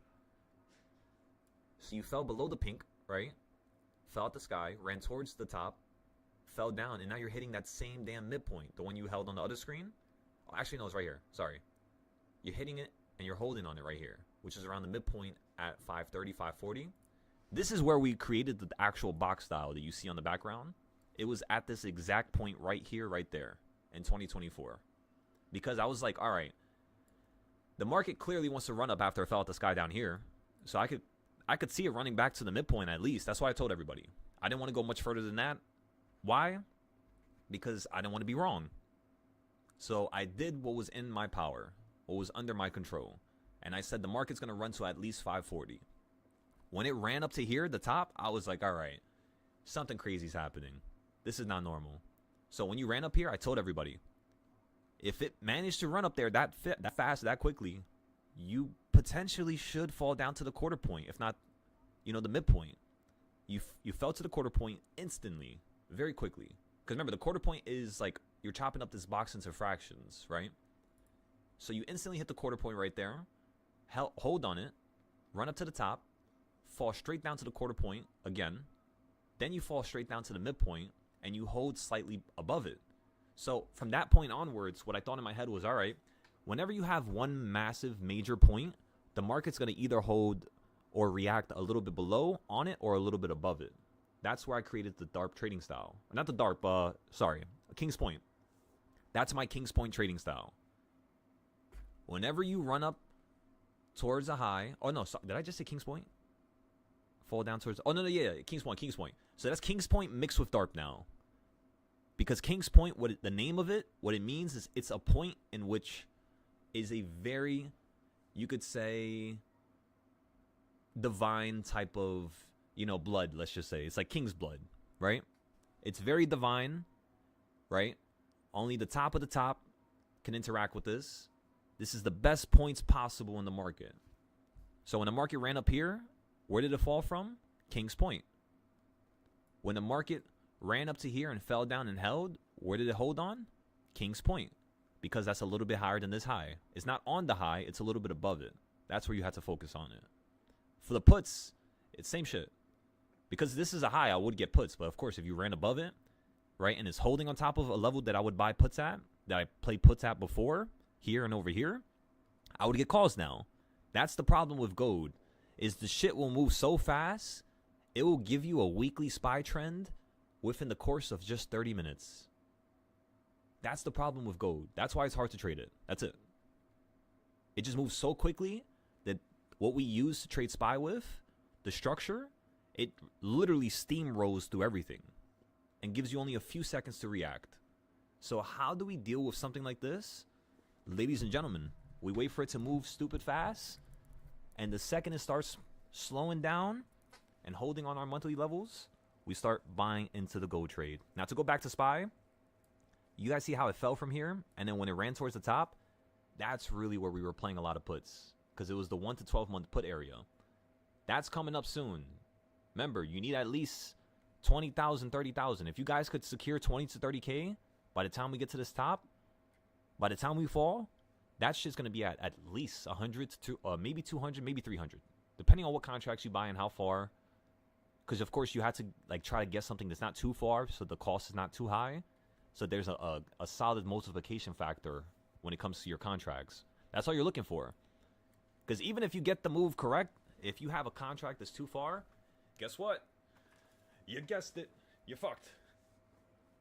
And that's the last thing you want, is for you to get screwed off of a good idea. So how do you avoid that? Just buy off the best locations. And use a certain amount of your account. Don't use the whole damn, account. Don't full port. Now is not the time. You full port when that account is 10% of your whole entire wealth. That's the only time I would say I would personally feel comfortable with full porting myself. I'm not going to suggest nothing to you guys because, of course, that's financial advice. We can't give that here since we're not licensed. But in my opinion, if I had an account with 10K, I had to have at least 100K if I'm going to use that whole entire 10K in one shot. Because then I could, take out maybe 4K from my bank account, put another 4K into average down, maybe take out another 2K, stuff 6K into the account just to average down when it goes down to minus 60% or 80%, and then try to hop out, when it's minus 15 or 10%. It's not hard, you just got to be patient, composed, and you can't get burnt out. Don't get burnt out. You started a new combine for the day? Excellent. Excellent work, Slug. Come on now. That's greatness in the making. Okay, so anyways, let's go back to SPY's current area. You fell from this very important level. You fell straight down to here, 684. You're holding nicely. Let's go back to the other chart, which is the shorter term SPY chart, the reversal points, right? Okay, so you fell straight to number 10. We averaged down at number 10, slightly beneath it, and then you fell straight down to number 12 on the reversal points. Remember, there's no reaction. Last time you had a reaction was off of number 8. It was pretty solid. It was not that bad. So on number 12, what I want to see is you run up at least to number 9. If you can run up to number 9, it tells me, yes, the directions are finally changing. So brace yourselves, ladies and gentlemen. You also need to get above number 10. If you get above number 10, it will be all right, there's a potential opportunity to reverse. There's a potential opportunity to still run back to number 5 here, if it can get above number 10. If it can't get above number 10 right now, ladies and gentlemen, this might be the first time some of the new students are going to see the SPY hit reversal point number 15, which is very, very, very far from the opening price. You're literally breaking through 2.5 weeks of levels, if I'm correct. Because one level is $5. So how much did you fall so far today? One level is $5. That's about a weekly move right there. You were at 696 this morning. Right now you fell straight down to 685. So you're about $11 down, like 10 something, $10 something cents. So you fell 2 weeks of modules right now. Which means any lower than this shit, you are going to fall straight down to 15. Because remember, think about it like this. You did a $10 move, correct, ladies and gentlemen? What's the next thing you're looking for?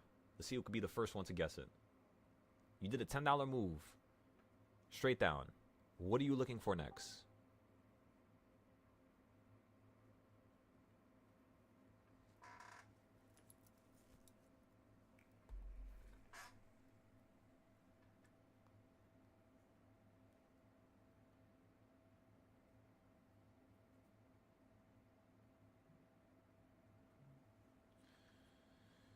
I'm going to be nice and I'm not going to say nothing out loud.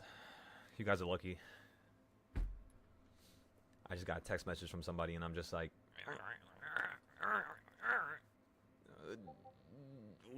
what?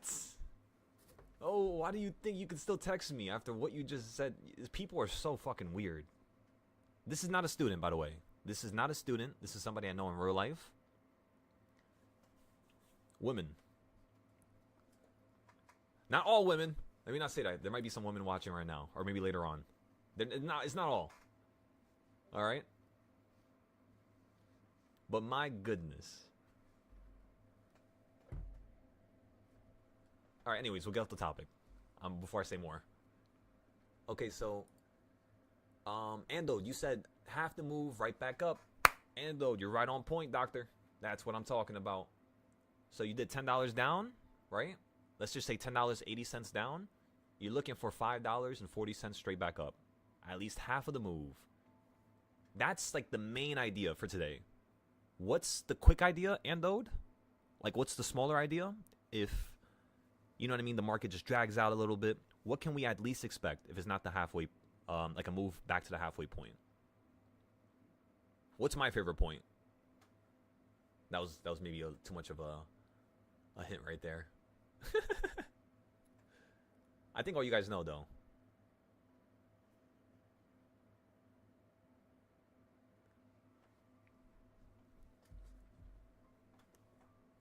I've been playing Minecraft music for the last 30 minutes. I don't know if you guys could hear it. I completely forgot. A reversal. We had somebody from the YouTube saying a reversal. So no, it's not just a reversal.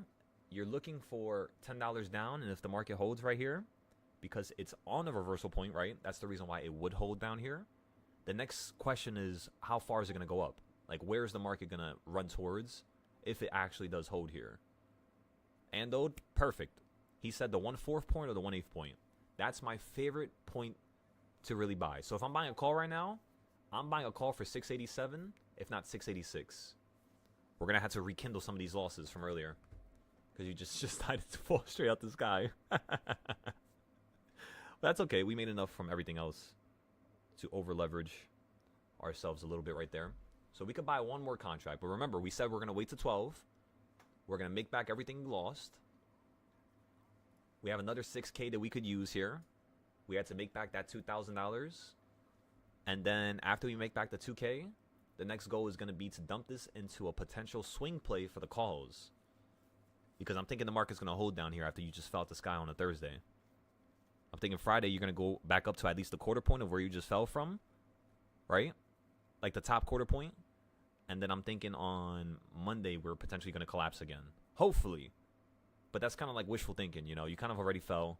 It's kind of like, damn, why couldn't this happen tomorrow? You know what I mean? If this happened tomorrow, this would have been so much better. But it's whatever. It's okay. Sometimes, you know what's crazy? That used to happen to me with Tesla all the time.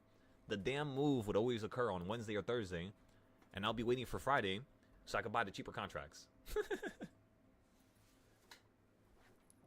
You said that was the answer to the first question. Well, you think about it like this. Strikes, who's currently on YouTube. What we're looking for and what I asked for was basically, if the market holds down here, where are you expecting it to run up towards? Right? That was the first question. If I ask another question, I apologize. I'm talking a lot right now. But I believe that was the first one.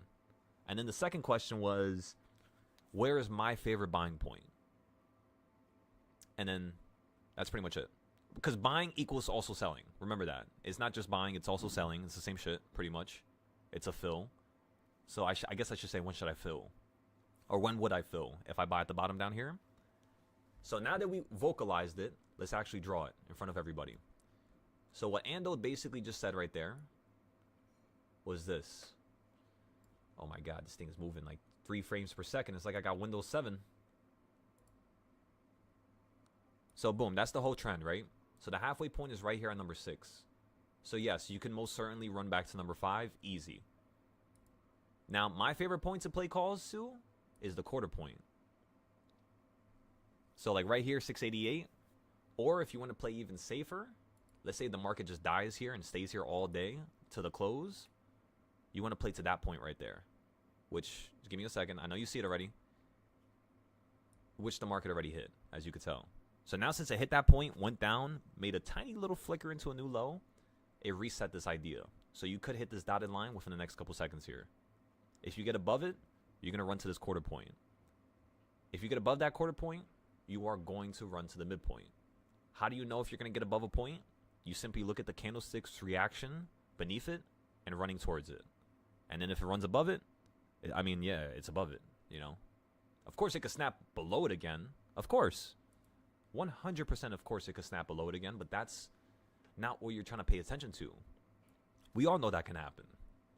That's why you cut it if it goes below. Or you buy below.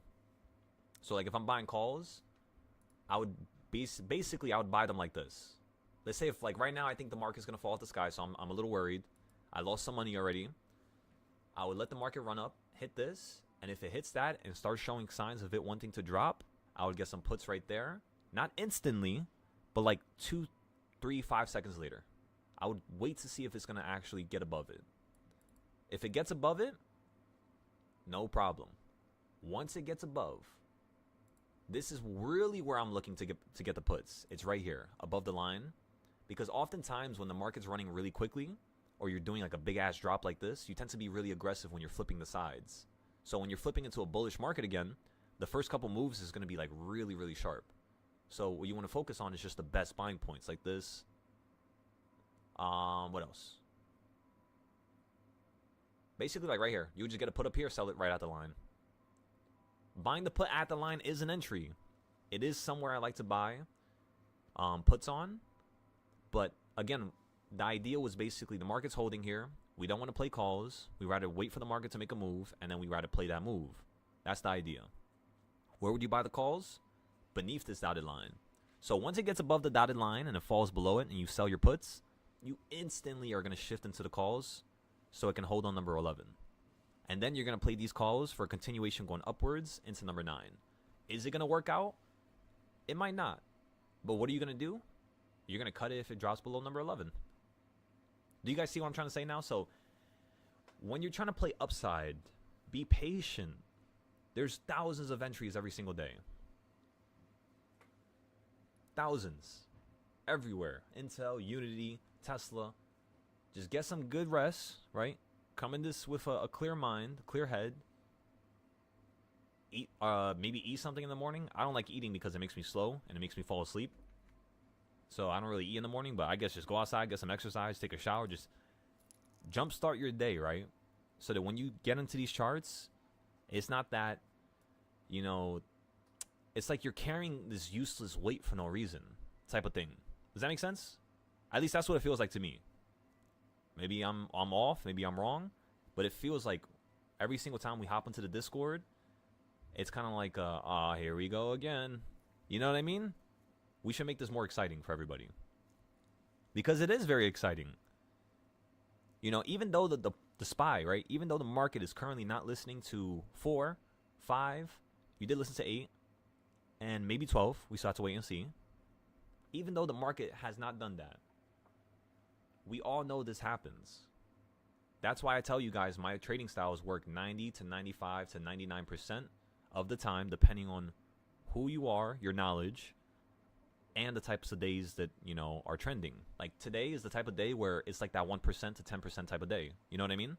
Which is cool. It's a good thing because it's only 12 o'clock.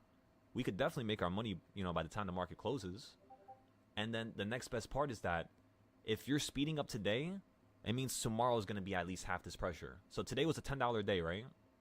That means tomorrow I could see like $5 or $7.50 every $2.50. Think about it like that, because $2.50 is half of a module. Remember, SPY moves, and it's supposed to only move $5 a week. It's supposed to only move $5 a week, right? 1 to 2% a week. That's how much is $5. Well, it's a little bit less. It's like 4%, I think, but I'm pretty sure it increases. When SPY's price increases, the percent up and down also increases per day.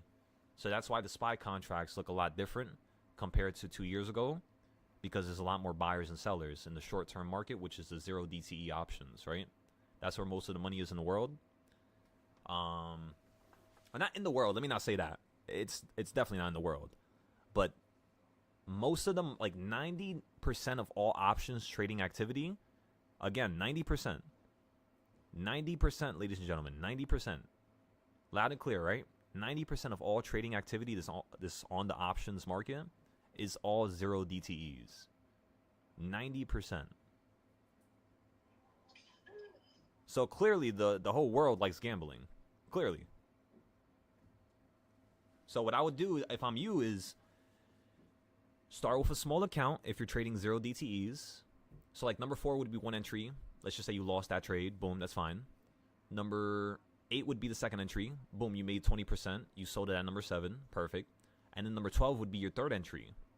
All those white arrows, those are your super entries. That's the reason why they're colored that way, and they've been colored that way for over a year now. The last time I updated this chart was January of 2025. So last year, basically. And it's still perfectly working, even on the days where it's the 1% days that's, not really working out too well with all the reversal points, because it's being very dramatic and aggressive. But that happens. It happens like once a month, honestly. Once every 2 months.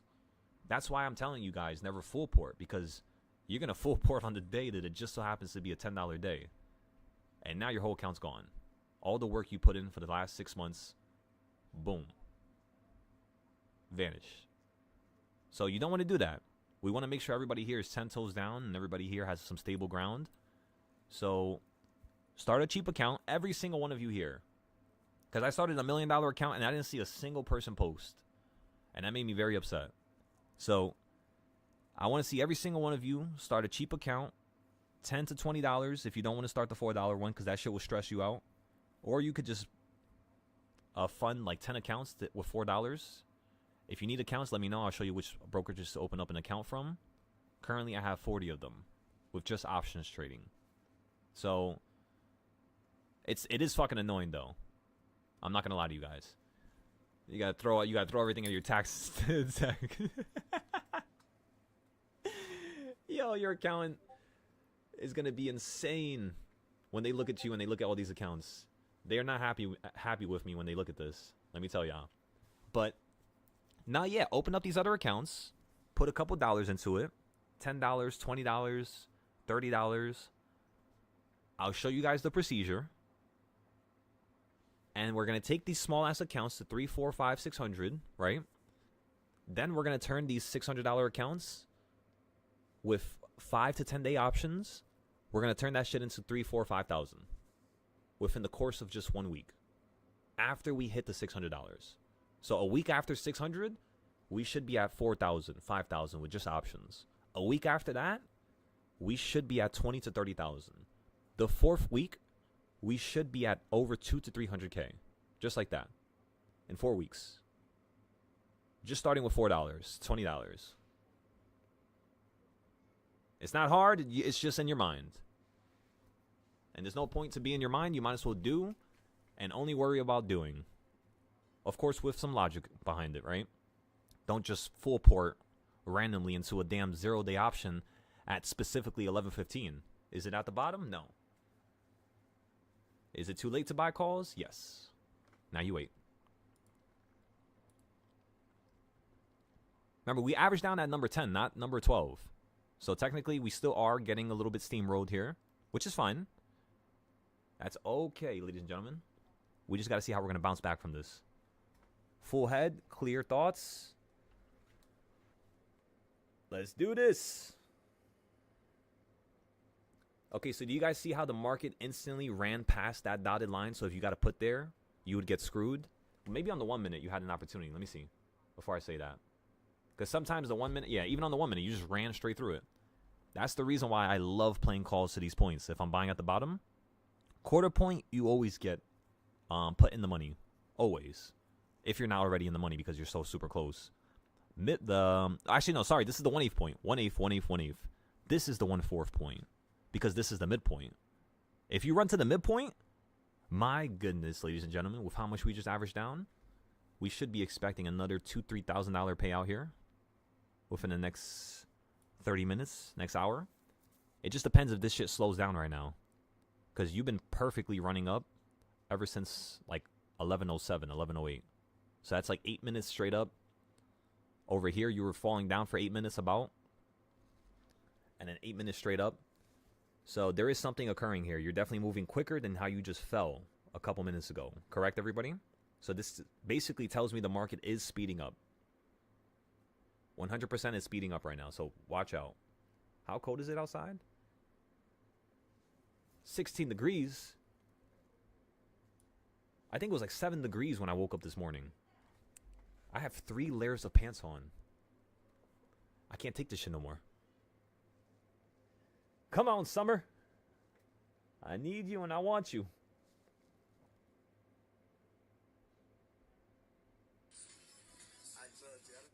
Okay, so Hoover, you said, am I free later on? Come on now.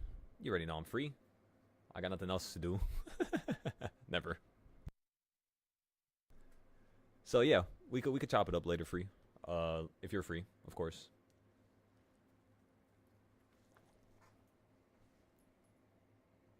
Remember, I need every single one of you starting these cheap accounts. Until you could show me you could take a $4 to $10 account into 100 and then into 1,000.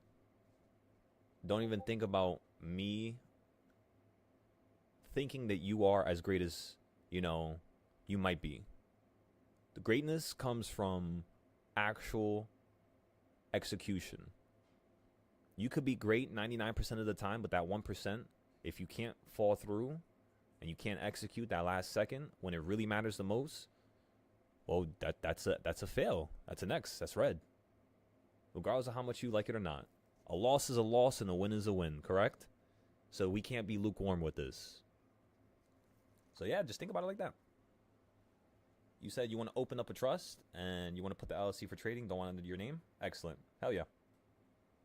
I got to get some shit done with my stuff, so we could work on that together. If anything, we could work on it together at first, and then we'll bring it to the Discord when we're not live on YouTube so that we can actually have everybody in here understand the procedure.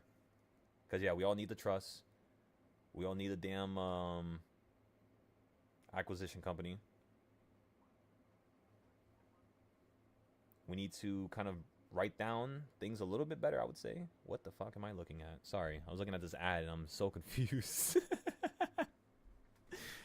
Okay, so yeah, we need to write down the stuff on the Discord with a little bit more data attached to it. Because we have some good data in terms of taxes, in terms of trust, in terms of nonprofits, in terms of life insurance policies and all that whatnot.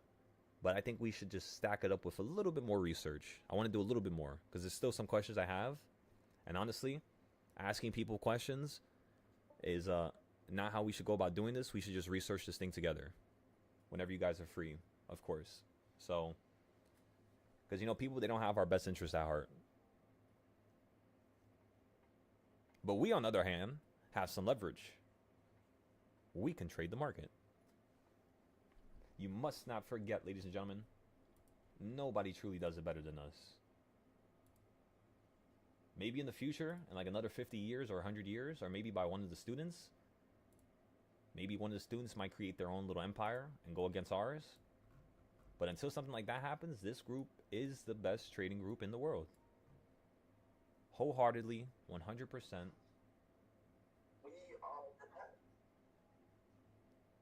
Yeah.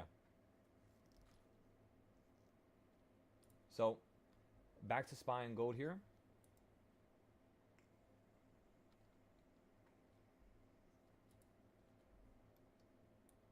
ES is holding at that damn quarter point. Gold looks splendid right now.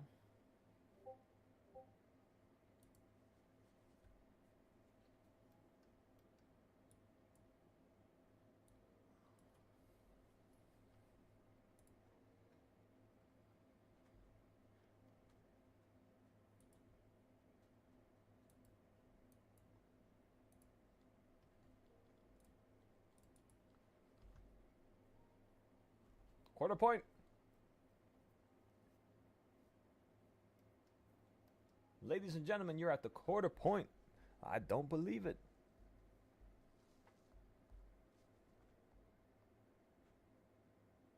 Okay, so on the 692 calls, we were down 72%, 73%. Now we're only down about 25% after averaging down on number 10 on the reversal points, which compared to this chart would be right around. Where the fuck did my reversals go? Oh, right there. We basically averaged down right here. So right around the quarter point, or 1/8 point, sorry. And then the quarter point is currently where you're at. I want to see this run to the midpoint. If it runs to this midpoint, I'm gonna be able to get out this trade scot-free, and we can go dabble with something else. It should be able to run up into a new high, though. This should catapult you straight up into a new high, whether it's tomorrow or Monday. We should be able to hold here. But you know how the market is. You might just consolidate down here for like a day or two because you had a fast-ass move today. We just got to wait another 20, 40 minutes for 12 o'clock, and then we can make shit happen.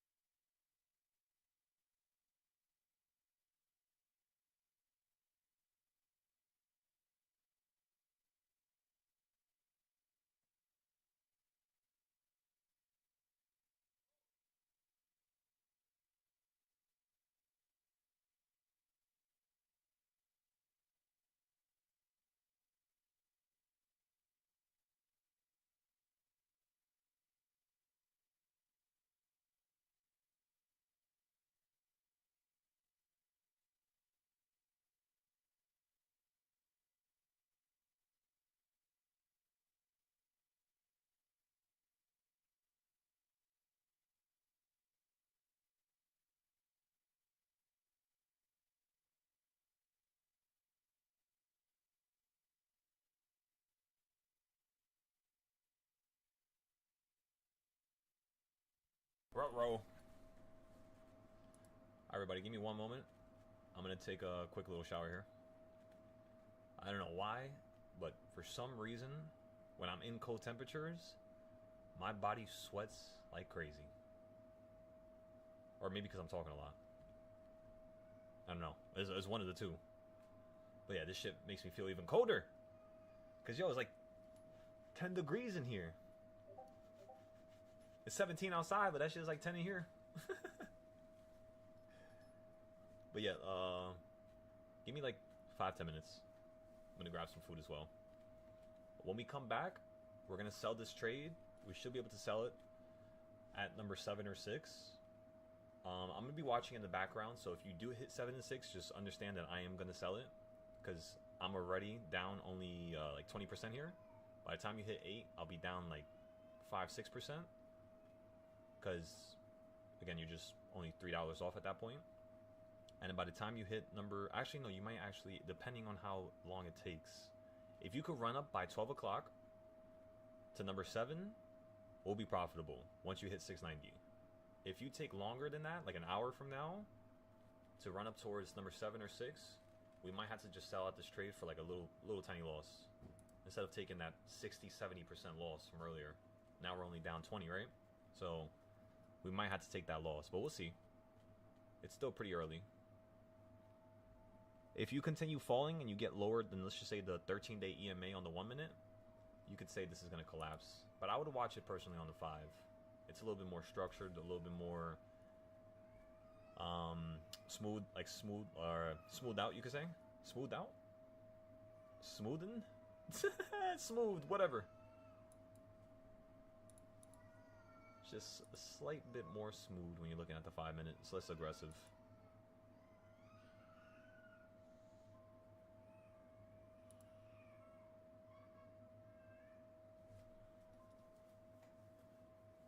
Alright, Spy. Come on now. I gotta leave. Thank you.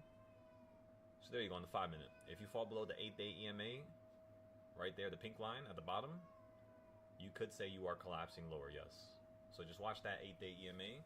Right now, what you want to see is it hit at least in between the blue and purple. So like it hit number 8 right now. If it could do that, you could see a nice little reversal back into a new low, or into like number 9 or 10, you could say. But remember, this just fell out, $10 out the sky. So at least expect 250 from the bottom, which 250 from the bottom is going to equal 685.30, 687.30, right? Yeah, 687.30. So if you're above 687.30, which you are, 687.30. I'm gonna put a little marker on there. 687, and I'll tell you why in a second. Oh, it's actually like exactly on number 10. I'm just gonna put a little tiny arrow. So as long as you stay above this orange arrow right here, you are going to run above number 8, most likely to number 7, and then potentially collapse back down. As long as you hold, again, above this arrow right there, which is also matching up perfectly with the 8-day EMA, I'll be back. I'll be back. You guys got this. Come on now.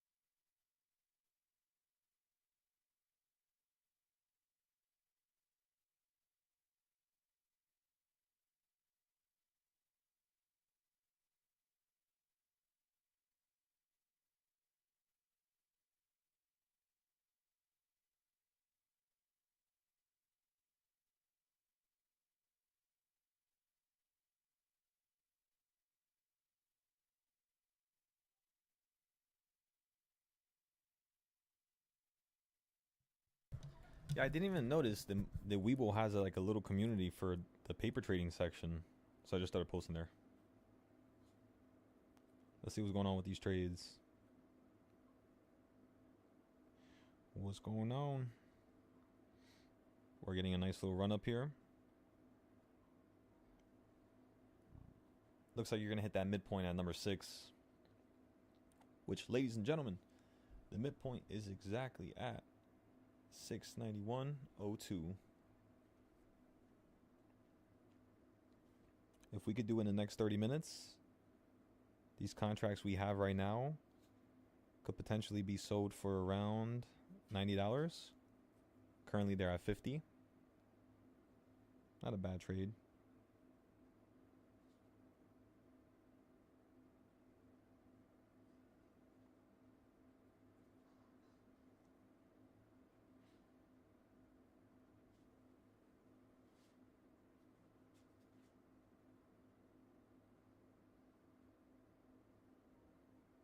And then we're going to do a couple cheap trades at the end of the day today.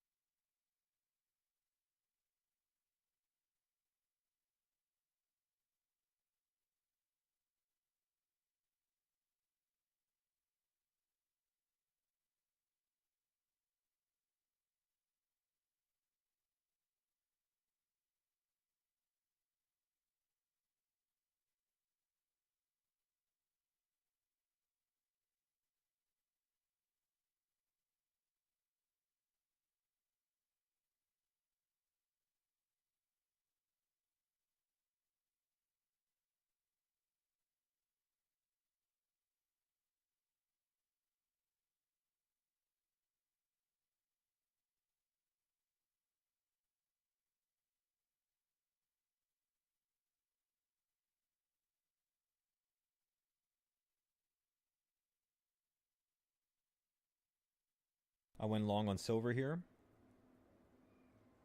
We're up 15,000 right now. I'm looking for around 160 to 300,000. So I'm going to let this run for a second here. It's probably not going to sell for that much right now because this is like a tiny portion of the trend. We still got to wait for things to open up. But I'm thinking we'll have a nice little retracement here. A little bit further up.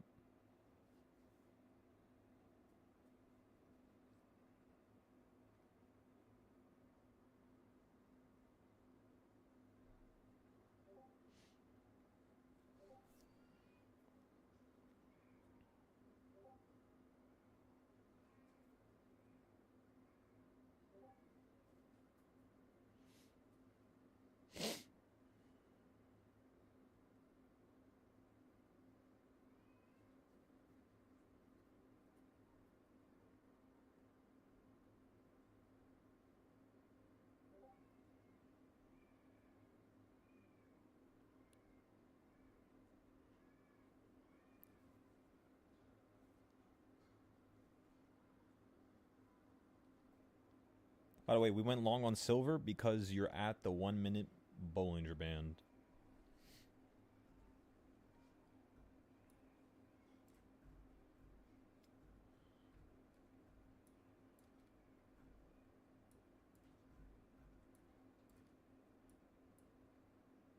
Wait, actually, let me double check that. On TradingView, you're not. Yeah, on here you are.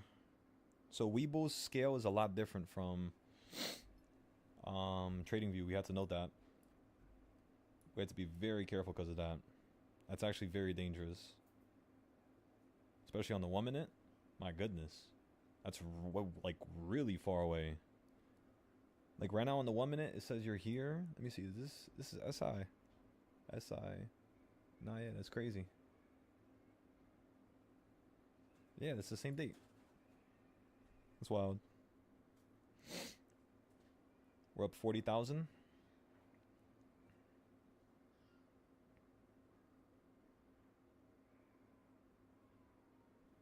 Give me 1 second here, gentlemen.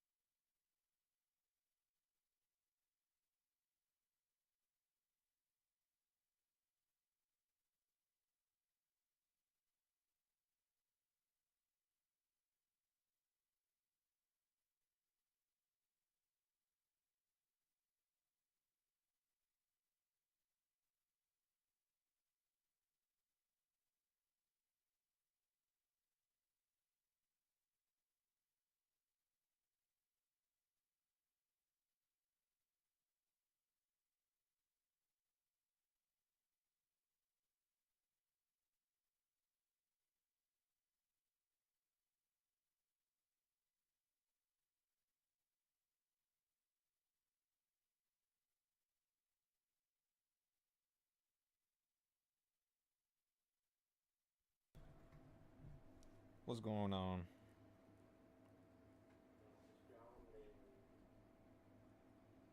Yo, my dad went downtown to sell some gold, Mm-hmm. and they said they weren't buying because of market speculation.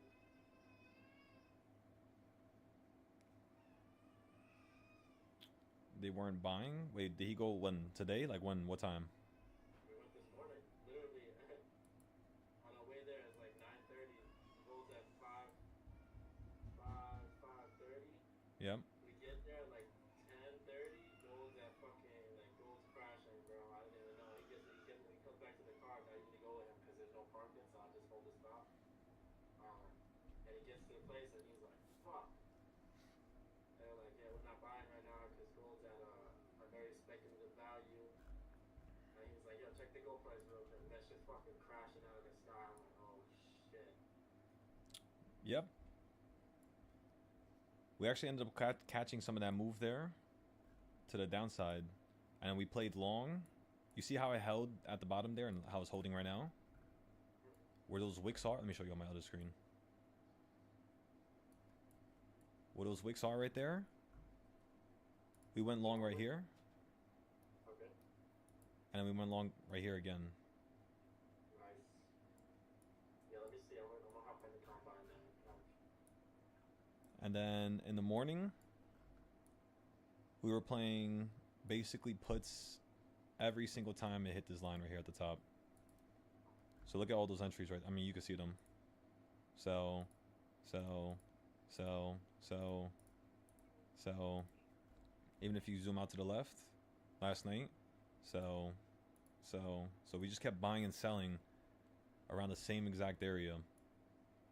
And now since you made the big move, right? It's going to slow down again for at least another... I just want to see what the retracement is going to look like. Because this shit... Remember, it's like SPY. It will literally retrace up to the halfway point, which is now... all the way up here at 5.2... I think 5.356, 5.356, 5.358, somewhere around there. So right now, honestly, like after hours... we're just gonna have to be really, really, really careful. Am I missing a fucking box here? I am. Why the fuck is it missing a box? I knew it was too empty right there. I think I deleted it by an accident. Can I go back? Let me see.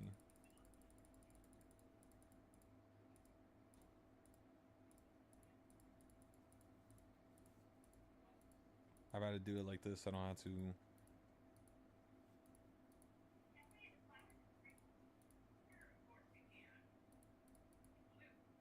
I don't want to have to fix it.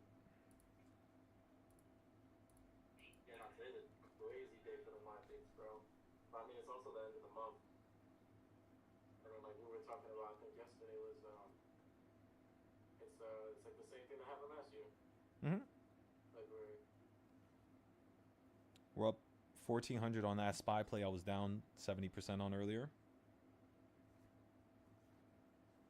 14. Gold. Can you please stop? Load.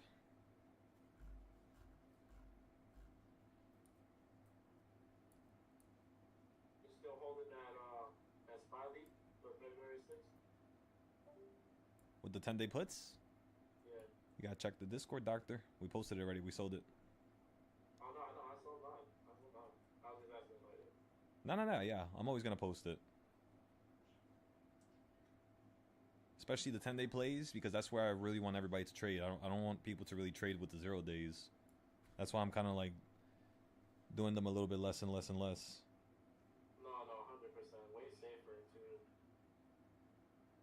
You get a fucking $5,000 payout. You use 1,000 for options. 1 week out, 10 days out, like how we did. That shit was up 50%. That means that $1,000 is now up to $1,500.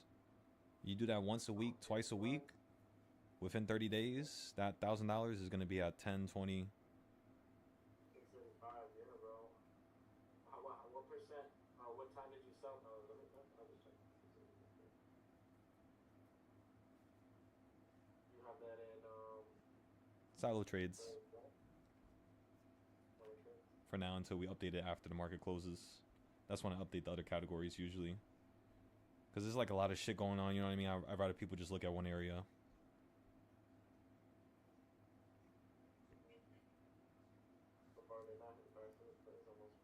thing.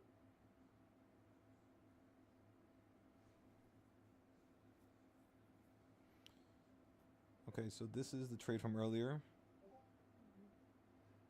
Oh,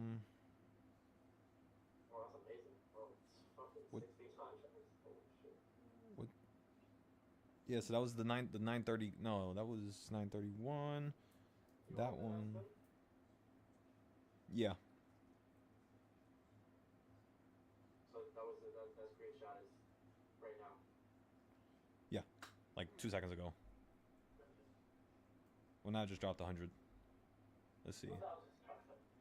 I should drop the 100 so fast. That's just that. Boop, boop. We're up 1,800 now.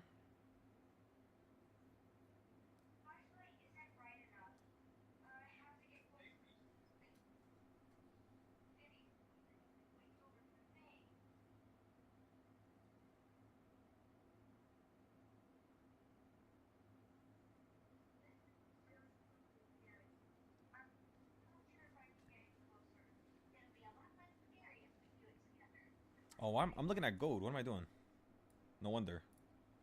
I thought I was looking at SPY for a second. My brain just got warped.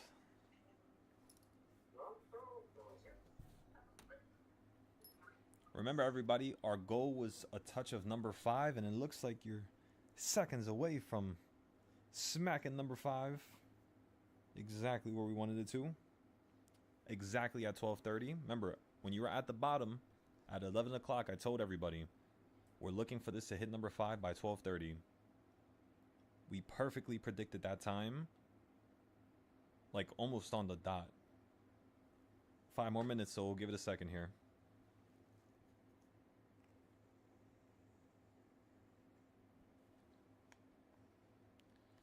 That was beautiful. Absolutely beautiful. I just recognized that. I forgot we said 12:30. Because if it can get above number 5 by 12:30, here's the thing. It's now going to run straight up to number 2, which is at 694 by 3 o'clock. Or by 3 o'clock, you're going to end up falling straight down to number 8, if not number 9. So by the end of the day, you're now just looking for the next $2.50 move. Because again, you did 10 down, 5 up, right? Now you're looking for 250 down, which is basically to this quarter point, exactly at number 9. Or if I copy this and put it on top of itself, you'll see how it matches up with number, drum roll please, number 3. Right next to number 2 and 3, right? So if this market runs above this midpoint at number 6, you will be running up to here. At least that's the structure point. You could, of course, go a little bit higher, a little bit lower, right? You might do something in between. Well, actually, no, we can move this a little bit. It's a little bit off. Yeah, so it'll be slightly beneath number 3, which is perfectly in between those red lines right there. So I could definitely see it running up to that point. But that's like a peak, you know what I mean? It's not just going to run to that point instantly and we're going to get a nice little buy and sell. It's probably going to like slowly climb into this point here. If not, you're just going to collapse out the sky right here, right now, everybody. And you're going to start falling down to number 8. So strap up. Strap into your seats, ladies and gentlemen. Hands and feet inside the vehicle at all times, please.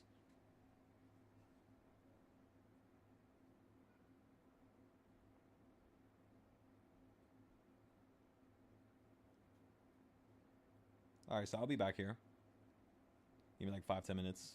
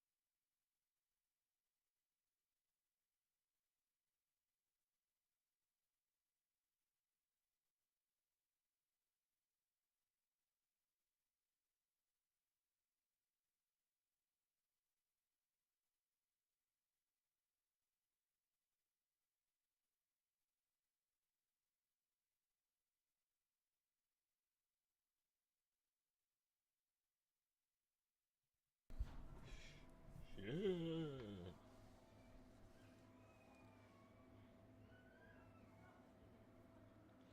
might be puss.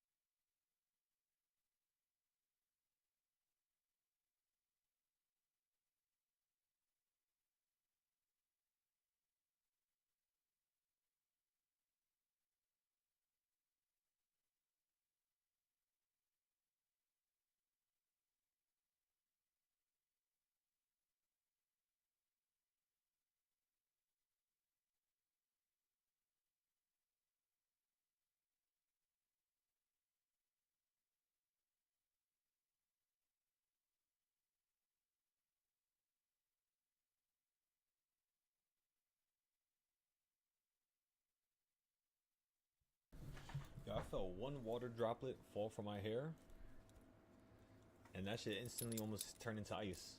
Let me tell y'all, it's too cold. Shit, that shit's not right.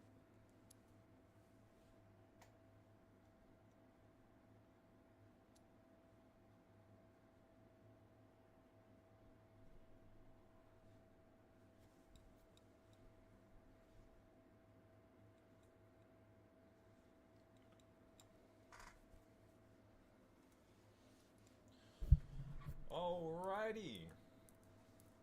I'm sure you gentlemen know what time it is now.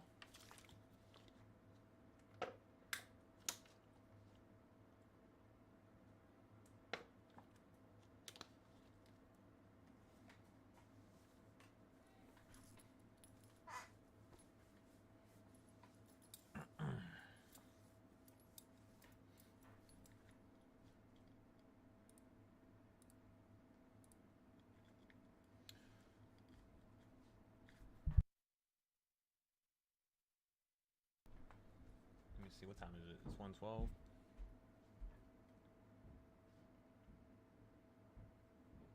Wait.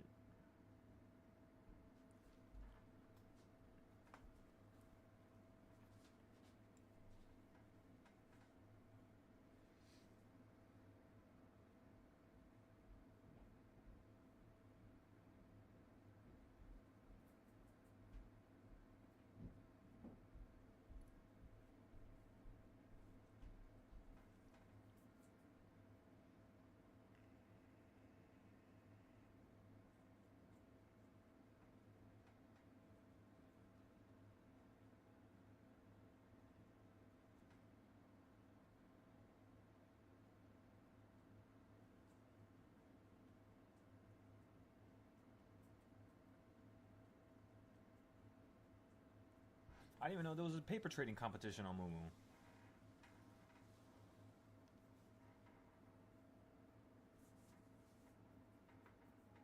We're gonna enter it now. Let's see who's number one and how much money they have. I'll tell you guys if it's realistic. 3,571%. That might not be realistic. We got 2 days to turn 100K into basically $4 million. We could do it. I mean, it's not that hard, especially when there's no PDT restriction, right? Let's see.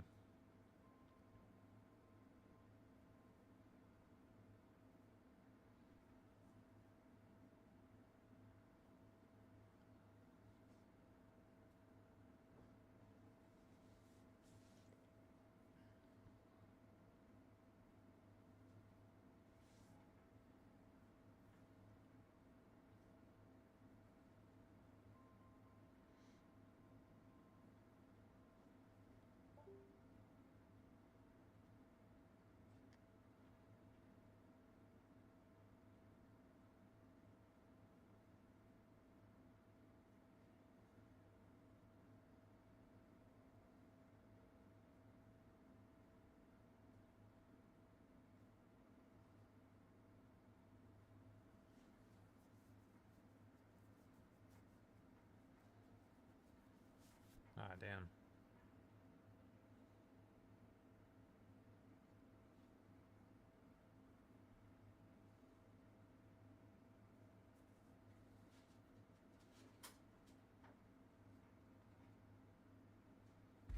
Okay, so let's look at this on a 1 minute real quick.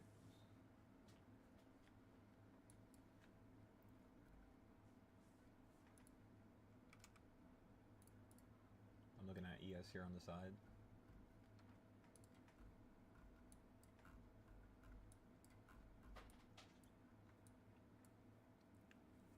Does look like you're gonna head down lower here.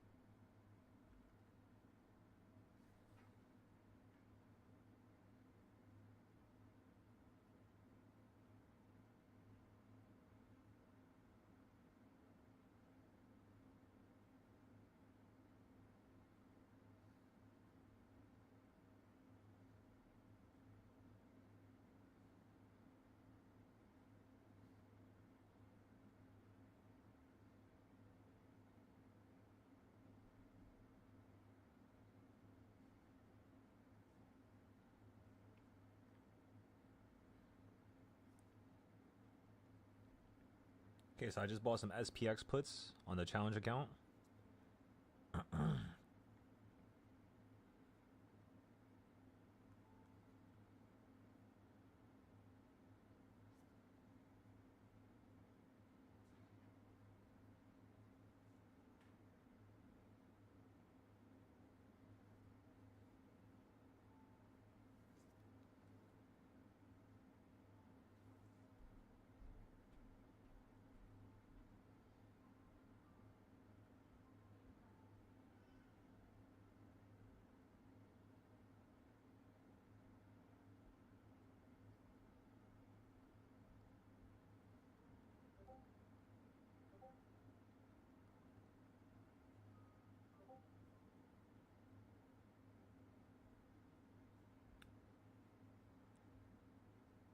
Come on, everybody.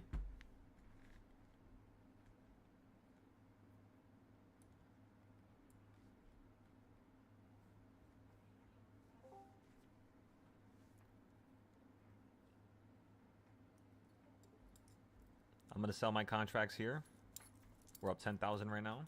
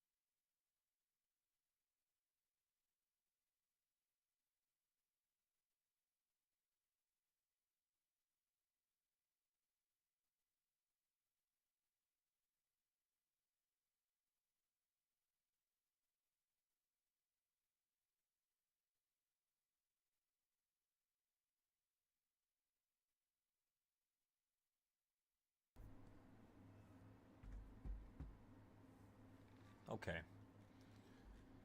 So we're set up here. We're done with this. Let's go ahead and check Dr. Top Step here.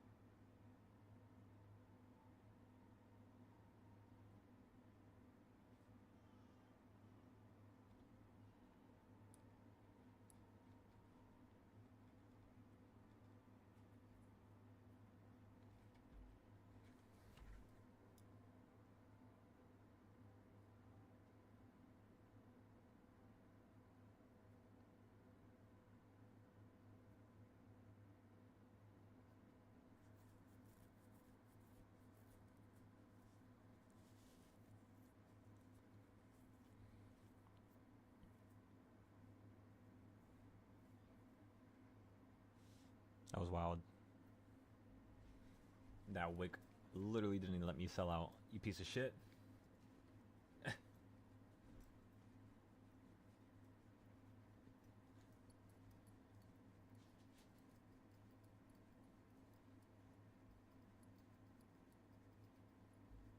only sold 40 contracts out of the 220 we had.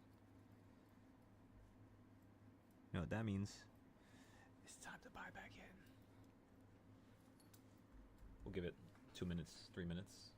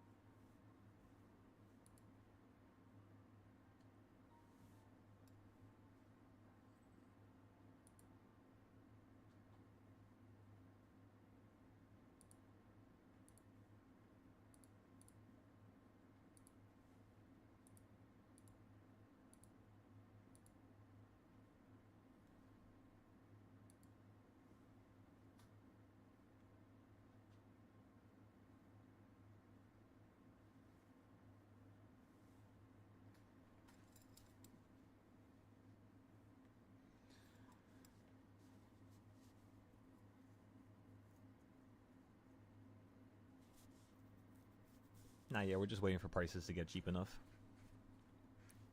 Right now, they're not at the prices we would like, ladies and gentlemen. So we're just giving this some time here. We're going to try to buy something for around $4 to $5. $4.50. $4.75.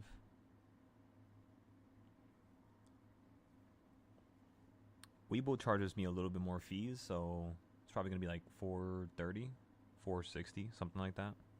Moomoo is actually very, very nice with the fees, so it's pretty cheap. Yeah, the contracts are still pretty pricey right now. We could wait like another hour. One more hour. Right now it's just the big account time, so I'm doing a competition on Moomoo right now. It started on the 6th of January, but I just found out today, and it ends tomorrow. So right now we're already placed 400 in the world. Out of how much people?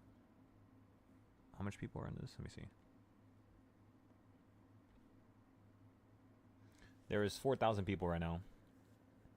So right now we're already number 400. If this falls down below number 7 here, and we fall down around that yellow line right there, it's probably going to take us to around 300, if not 200. And then by the end of today, the goal is to hit the top 10. And then tomorrow, we're going to try to take the top number 1. It's just $300 in terms of the jackpot. But nobody ever complained about $300. It's not bad.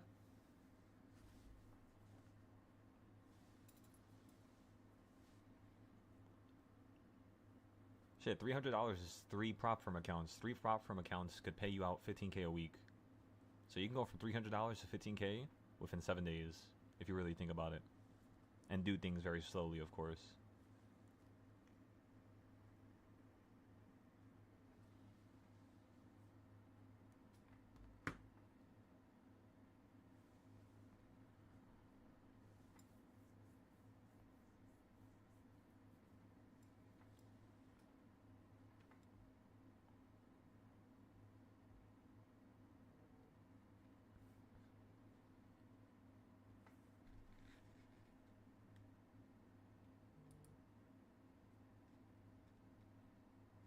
I was wondering, this shit is not updating, is it?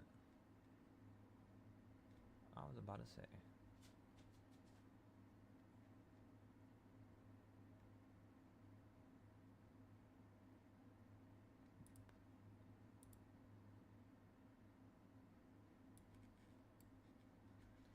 I need some screen real estate, ladies and gentlemen. What's going on here? So you're hitting the 48-day EMA. Where is my ES chart? Give me 1 second.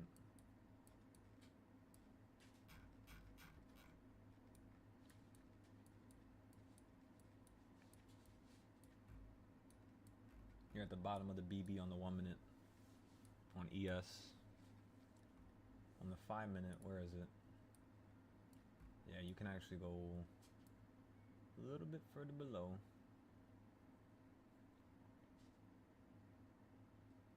Where's the CS zones?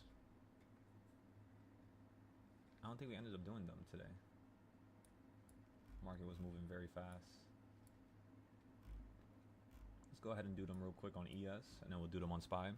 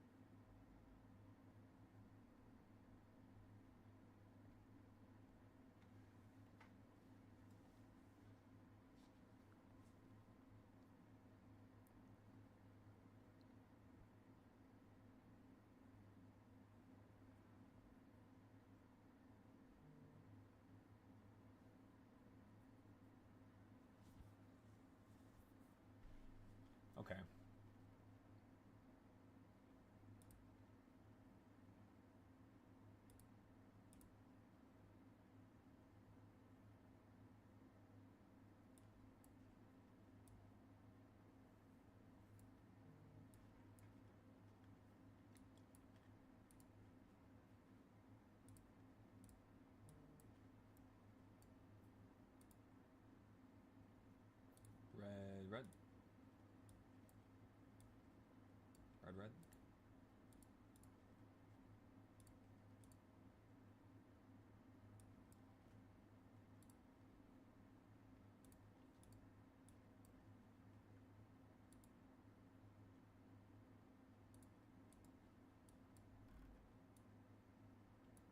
Alrighty, I have all the zones. Alright, this makes a lot more sense now. You're hitting the middle of the CS zone right now. That's why you're holding here.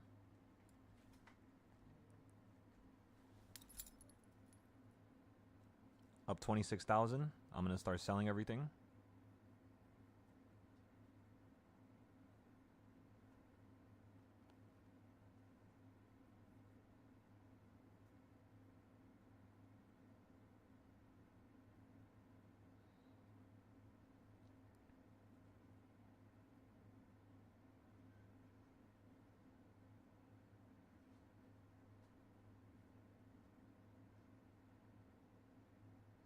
Through the window, by the window. You're still holding on the middle of the CS zone. Now you're back to the quarter point of the CS zone. Ladies and gentlemen, this is getting exciting.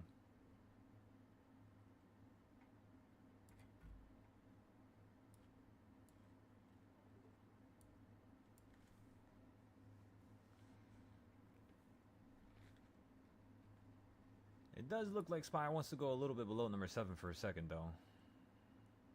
Which is at that damn CS zone, right? The bottom of the CS zone right here is going to be right about here. At the yellow line.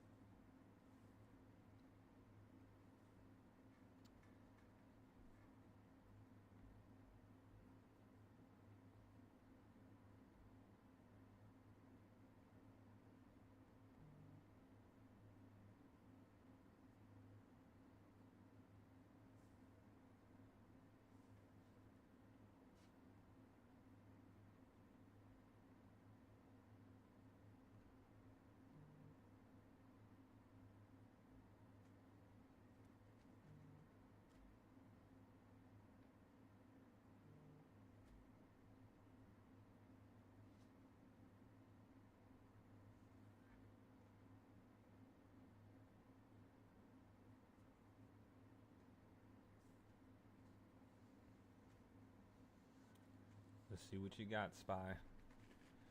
Let's see what you got. Okay, let's do the SPY CS zones now. Off to the 5 minute.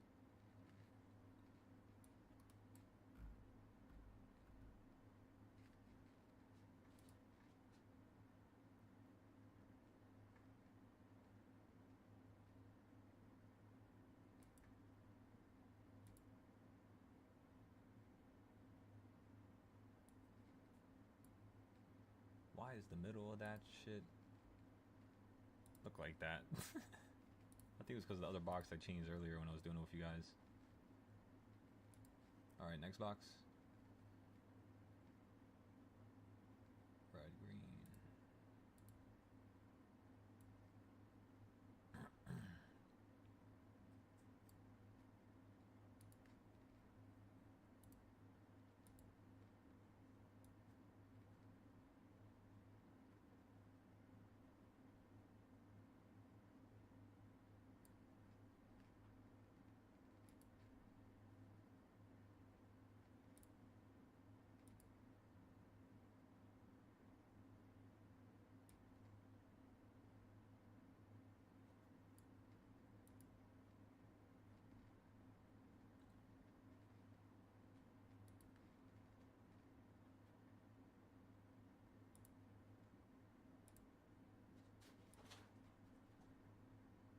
So now do you guys see why the market was holding at these levels? CS zones come to the rescue once again.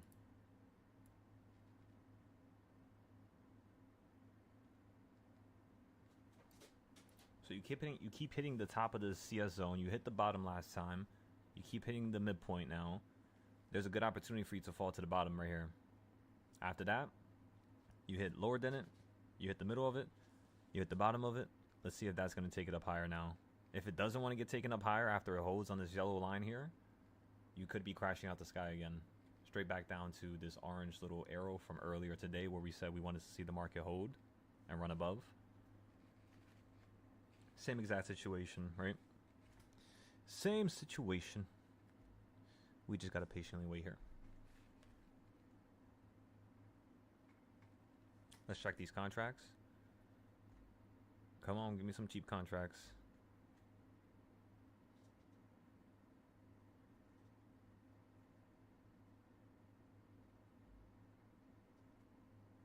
Let us see it.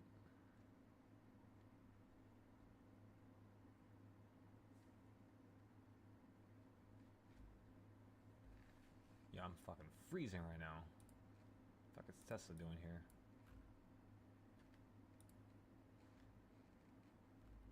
We've been paying like no mind to Tesla at all. Poor Tesla. It's no longer the talk of the town.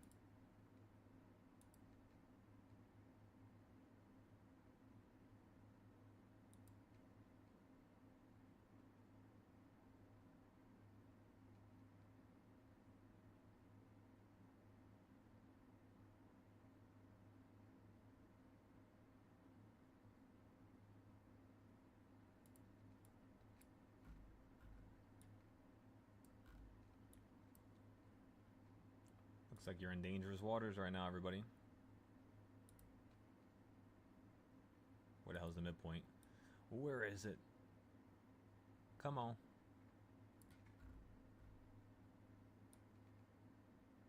You guys know the deal here. Midpoint's the same regardless of the size or the time frame you're using it on. You're still looking for this market to fall down to here. It almost did before, but again, that was a smaller box, right? That box was dependent on this high, which was from up here to down here. Because you broke above higher here. That's why I'm using the new measurement. And yeah, that's your midpoint right there. So of course you would then chop it up once more. It's not gonna let me fucking do it, is it? I had a feeling. That's all good. There we go. And then you want to go down to this midpoint, just like this. And then that's the quarter point. So that's why Tesla keeps staying stuck right here. Meaning, you would then chop it up to see how to continue to play the downside here. This is called, ladies and gentlemen, my DARP trading style.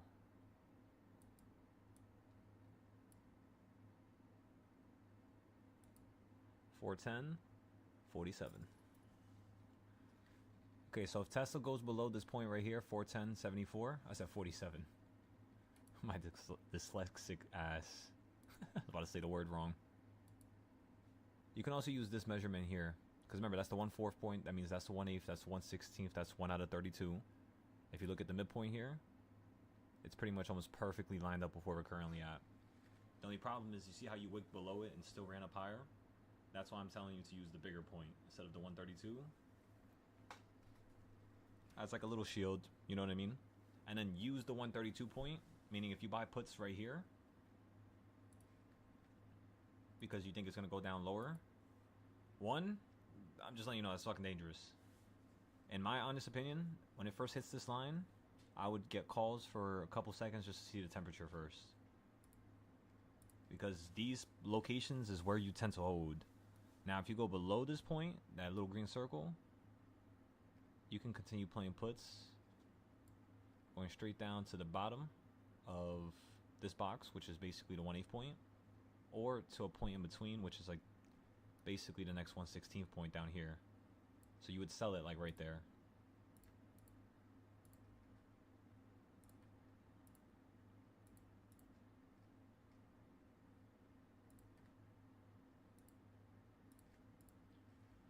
And then for the green, if you buy calls right here, you're going to be selling it at the bottom of this damn triangle. So that's both your buys, that's both your sells attached to them. To look for an even better buy, honestly, I would say wait for this to run up to somewhere over here. You can get some nice puts up there. Or if this falls out the sky, the quarter point is definitely a point to get calls at on Tesla, which is 280. I've been waiting for this shit for a long time. And then the next location is going to be down here, which I doubt is going to fall to. I don't think Tesla's going anywhere below 260, 240 max at this point. Its valuation is correct. You're supposed to be at the 400s, 500s. In fact, once the robo-taxi shit starts developing a little bit more, the energy sector is already scaling appropriately. They're already opening factories in set locations, which is going to boost the stock price, of course. The stock price normally gets boosted around $30 to $15 for every factory they open, depending on the size of it and the output of the cars. But, you know, it's not all about output of Tesla's cars now.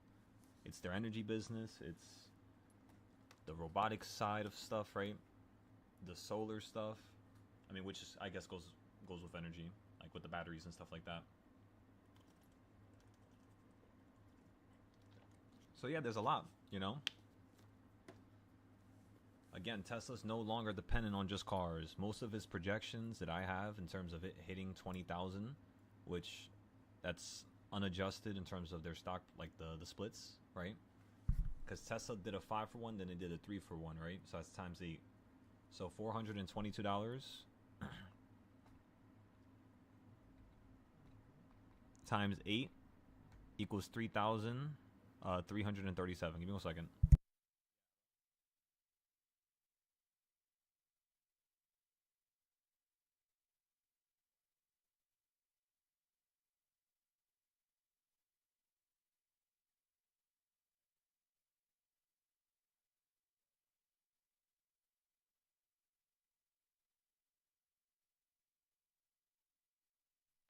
So again, that's $3,376. That's Tesla's current price as it stands right here, right now. It's just, of course, they did a couple splits. So the projection is that Tesla's going to hit 20,000 on a lower end, meaning they're going to miss some projections. They're not going to be able to satisfy their goal or, you know, its investors' expectations, let's just say.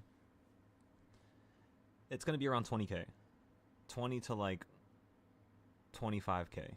So you have about another 8X just if you buy it right here, right now, at this current price, which honestly, I would not be buying right now at this current price. Realistically, no. Realistically, the only time I'm going to buy something is at the midpoint, which is 350, 360. I've been waiting. It almost hit it last time, 380. But I'm waiting for this 360, 350. And that's pretty much it. That's the only other place that I would buy myself personally. Besides, of course, 280. Like, if it falls below 350 and you don't buy, let's just say you buy right here at 340. The next time you buy could be at 280 or a little bit below it. Just like how you bought a little bit below it here, you know? In my honest opinion, I would say if you buy a little bit below it here, try to lock in this area here. Around 300s to 200s, this is a really good area to lock in for Tesla. Because at that point, you're going to be on the lower end, you're going to be expecting about 11 to like a 12x. Because right now it's an 8x because you're up here. But if you fall a little bit, it'll be like a 12x to like maybe a 15x. Remember, low end. Let's say Tesla does exactly what I think is going to do. My projections, my theory is that Tesla's going to hit around 30 to 50,000 within the next 4 years. Which means that's going to pretty much be like almost a 10x from this current level right now. A little bit more. A little bit more, yeah. Like probably like 30? 30, so that would mean times 12. Let me see something. 3376 times.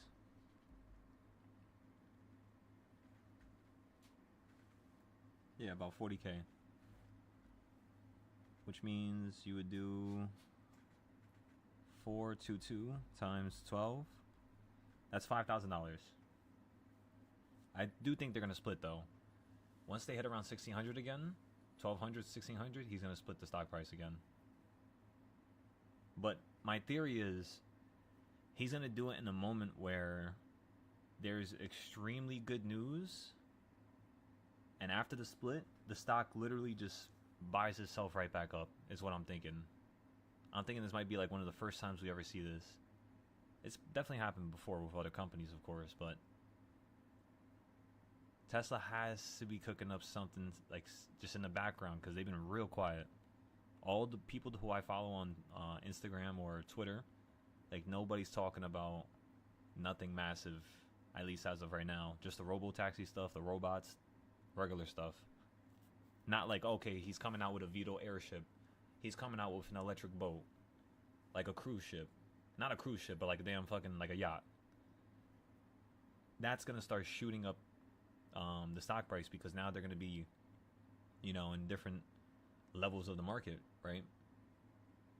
So at that point, once they start, you know, putting themselves in every single market that, you know, would allow a person to drive a vehicle, or better yet, autonomously, you know, control it so that people don't have to drive, right?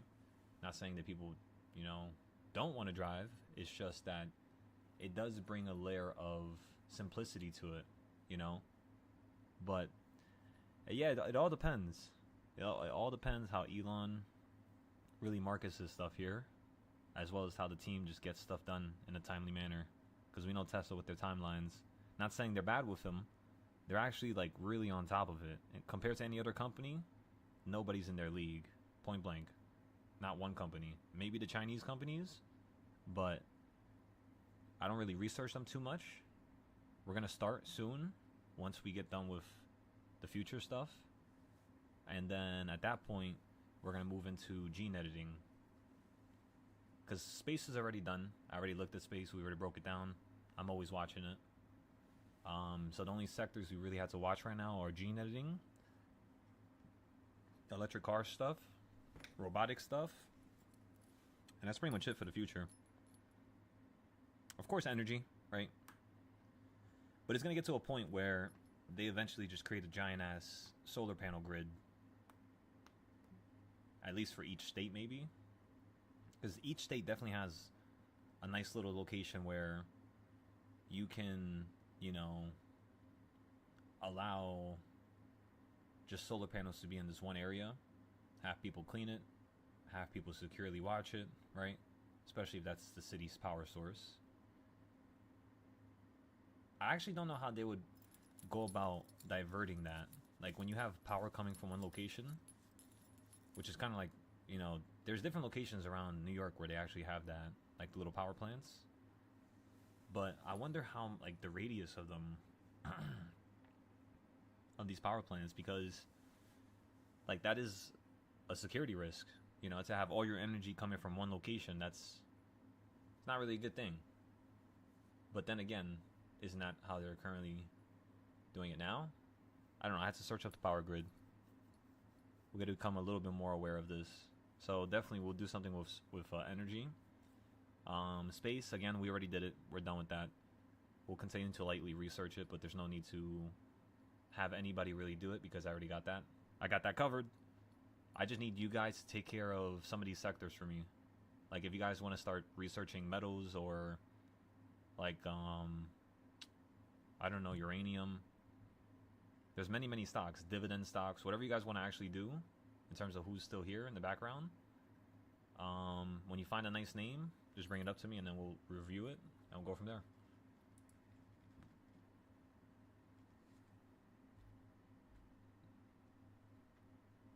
We'll go from there, ladies and gentlemen.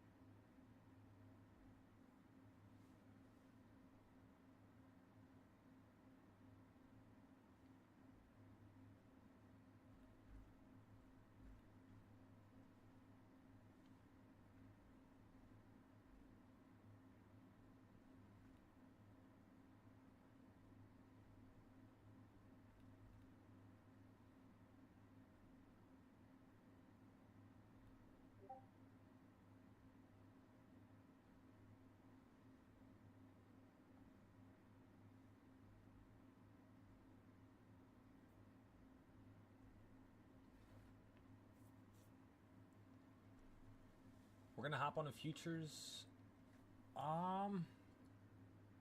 Probably 7.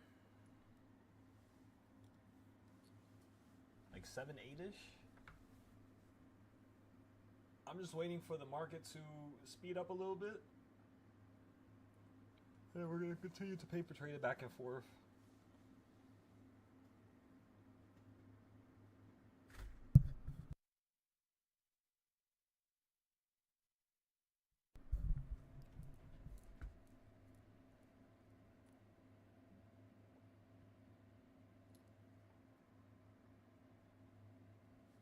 Alright, everybody. So, let's let Spy do his thing here. You guys have the CS zones on the screen. You have DARP on the screen. You have everything you need on the screen, ladies and gentlemen. Please make good use of this. Hey, Silo. What's going on there, Frost? I sent you a message. You sent me a message? Yeah, just look at it real quick. Give me 1 second. I got you right now. Uh-oh. Let's put this here. Let's grab this box now. Move this here. Perfect. Alrighty.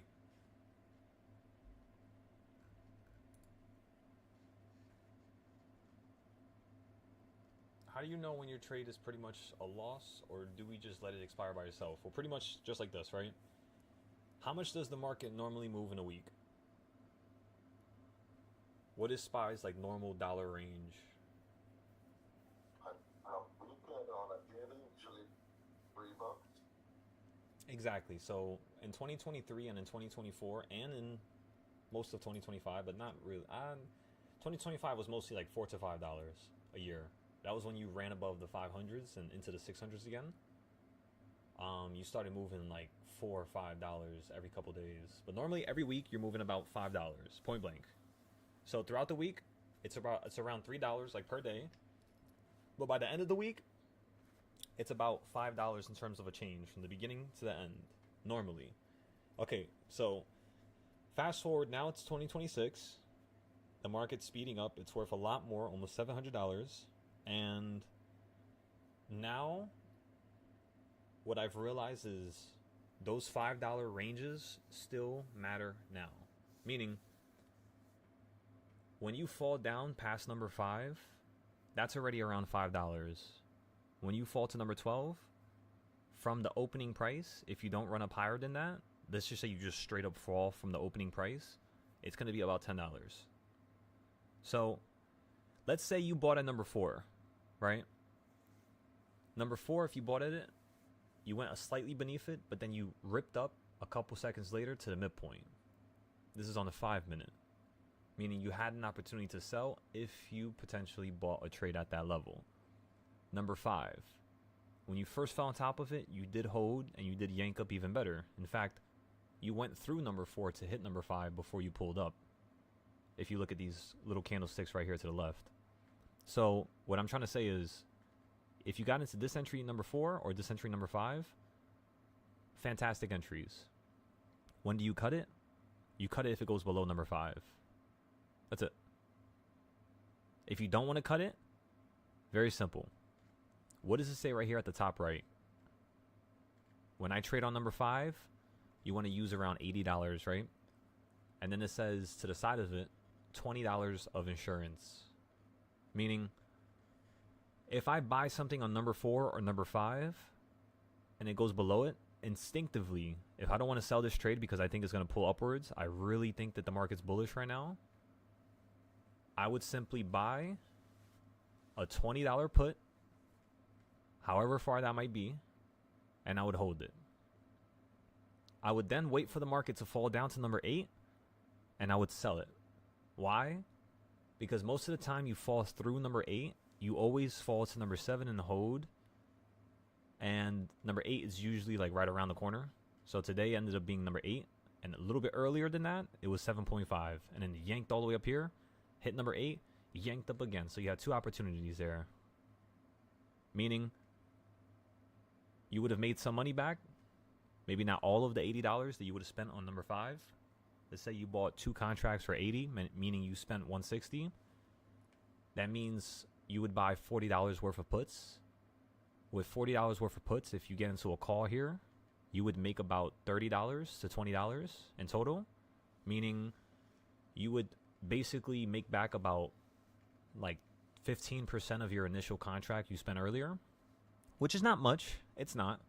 But think about it. The market's collapsing right now. It's still really early. You know, for you to make at 10 o'clock 15% back, and now you're only down 85% maximum, even if this trade goes against you, which at the time of, you're only going to be at what's called be down like 20%, really, 30% max. So you would make back most of whatever you're down on with just that cheap play, playing to the downside. I just screwed up. I'm sorry. That's two different plays. So the puts right here, you falling from number 5 to number 8, easy. Those puts will go up from 20 to like 35 each, 40 each. Meaning you would turn $40 into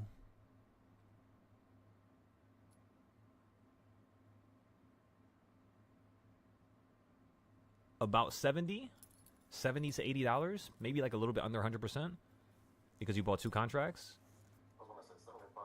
Exactly. So 75, right? So think about it like this. You spent 160 on number 5 automatically like a robot. It passes through it. Boom. $40 into the puts instantly. You wait for it to hit number 7. As soon as it hits number 7, you start putting your stop loss. Because sometimes, like I told you, it doesn't hit number 8 all the time. So it hits number 7. Because of how fast it fell, you would be up a good amount. At least 30, 40, 50%. At least. It just depends on, you know, the momentum that day. Now, here's the crazy part. You would then buy a call at number 8 because that's what the rules say on the top right for over a year. It's been the same rules, right? So then it says to buy calls at number 8 and to play to what number? Back to number 6. Right? So it says for an additional $2.50 move against it to number 8. So look, if it goes past number 4 and 5 after you buy the play, this is exactly what I literally just said a couple seconds ago. It says put $10 to $20 into the continuing direction for an additional $2.50 move against it to number 8 and then back to 6. So you would basically buy calls at number 8 for a jump to number 6. And if we actually look at this here, you do almost hit it. You basically skin it, just like how you skin number 8. So that right there would have been another positive trade. Meaning now, you spent 160 minus the 75 you made with the two puts. Now you're at a loss of potentially $90. And then you bought calls at number 8. Let's say you made only 20%, right? So you threw in the $70. You took that 70 to like 90 or like almost 100, right? Let's just say 90. That's $20. So now you're down only 70. At that point, you would wait. It hits number 12. You already know I'm going to say. It's, you know, white for a reason. So you would buy calls again down here. And this time you would play to number 8 or number 5, which is what I did. Yeah, what I did, I messed up today big time. What I did, I entered it at 5 and it dropped. Okay. Which is fine. Yep. Sticking with it. Mm-hmm. And it got down to, I think, was it 11?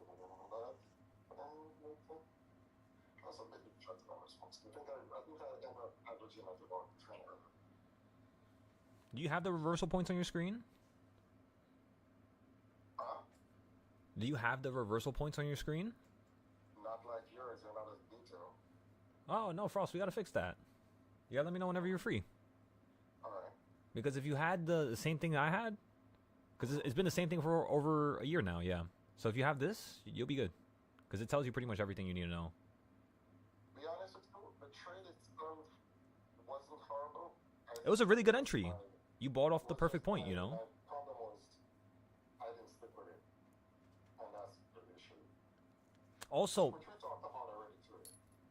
exactly, you know, it happens, bro. It literally happens. I'm really happy you bought off of number 5, though. That was genius. That was perfect. That's exactly what I would want you to do. It's just whenever you get like an exit like this and the market's collapsing, you don't. The thing is, we don't know, right? this is either going to pause here at number 5 or this is going to continue to collapse to number 8 and 12. That's how every day works. So when we buy at number 5, it's with the understanding that, yes, this can still fall down to number 8, but there's going to be a way that we play it robotically so that we can make the money back. That's just so it doesn't get confusing, you know? We're basically making every day feel like it's the same day, kind of. So, question, realistically, What's up? should I have averaged in at reversal point 8 using errors instead? Yes. So I should have averaged in at 8 and then 12. So what you would do is the first time I average down is normally when I'm down 70%. Like when I personally average down, I think at number 8, I was down. Because remember, I bought my calls. Let me show you where I bought my calls. Because remember, I sold for, I think it was 40%. So when I first bought them, let me try to remember. Where was it exactly? I'm pretty sure it was like right here at number 5. I'm pretty sure I bought calls right there at number 5. Let me see. I think we bought almost the same scrap. Yeah, I think so. I think when I checked your thing, your average was 138 and I was at like 142. So it's pretty close. I believe so. Yeah. And then what I did was I bought down here. So I didn't buy number 8. I chose to wait because it was moving too quickly. Literally at 9:50, you're at number 5 and you're already at number 8 by 10:10. So in my mind, in my brain, what I was thinking was, all right, if it passes number 8, it's going straight to number 12. That's what I told everybody right here at this moment. So I told them I'm going to average down at number 10 to potentially 11. So what happened was you fell down, and you see where this orange little arrow is? That's where I averaged down right here. That's what I'm thinking. I think that's what I did too, but then when it got to 12, I think I gave up on it, of my problem. Because Okay. down there, I think I was down, I don't remember how much, but when I sold, I was literally half what I was down. Right. Pretty much I sold on the up, which was the stupidest.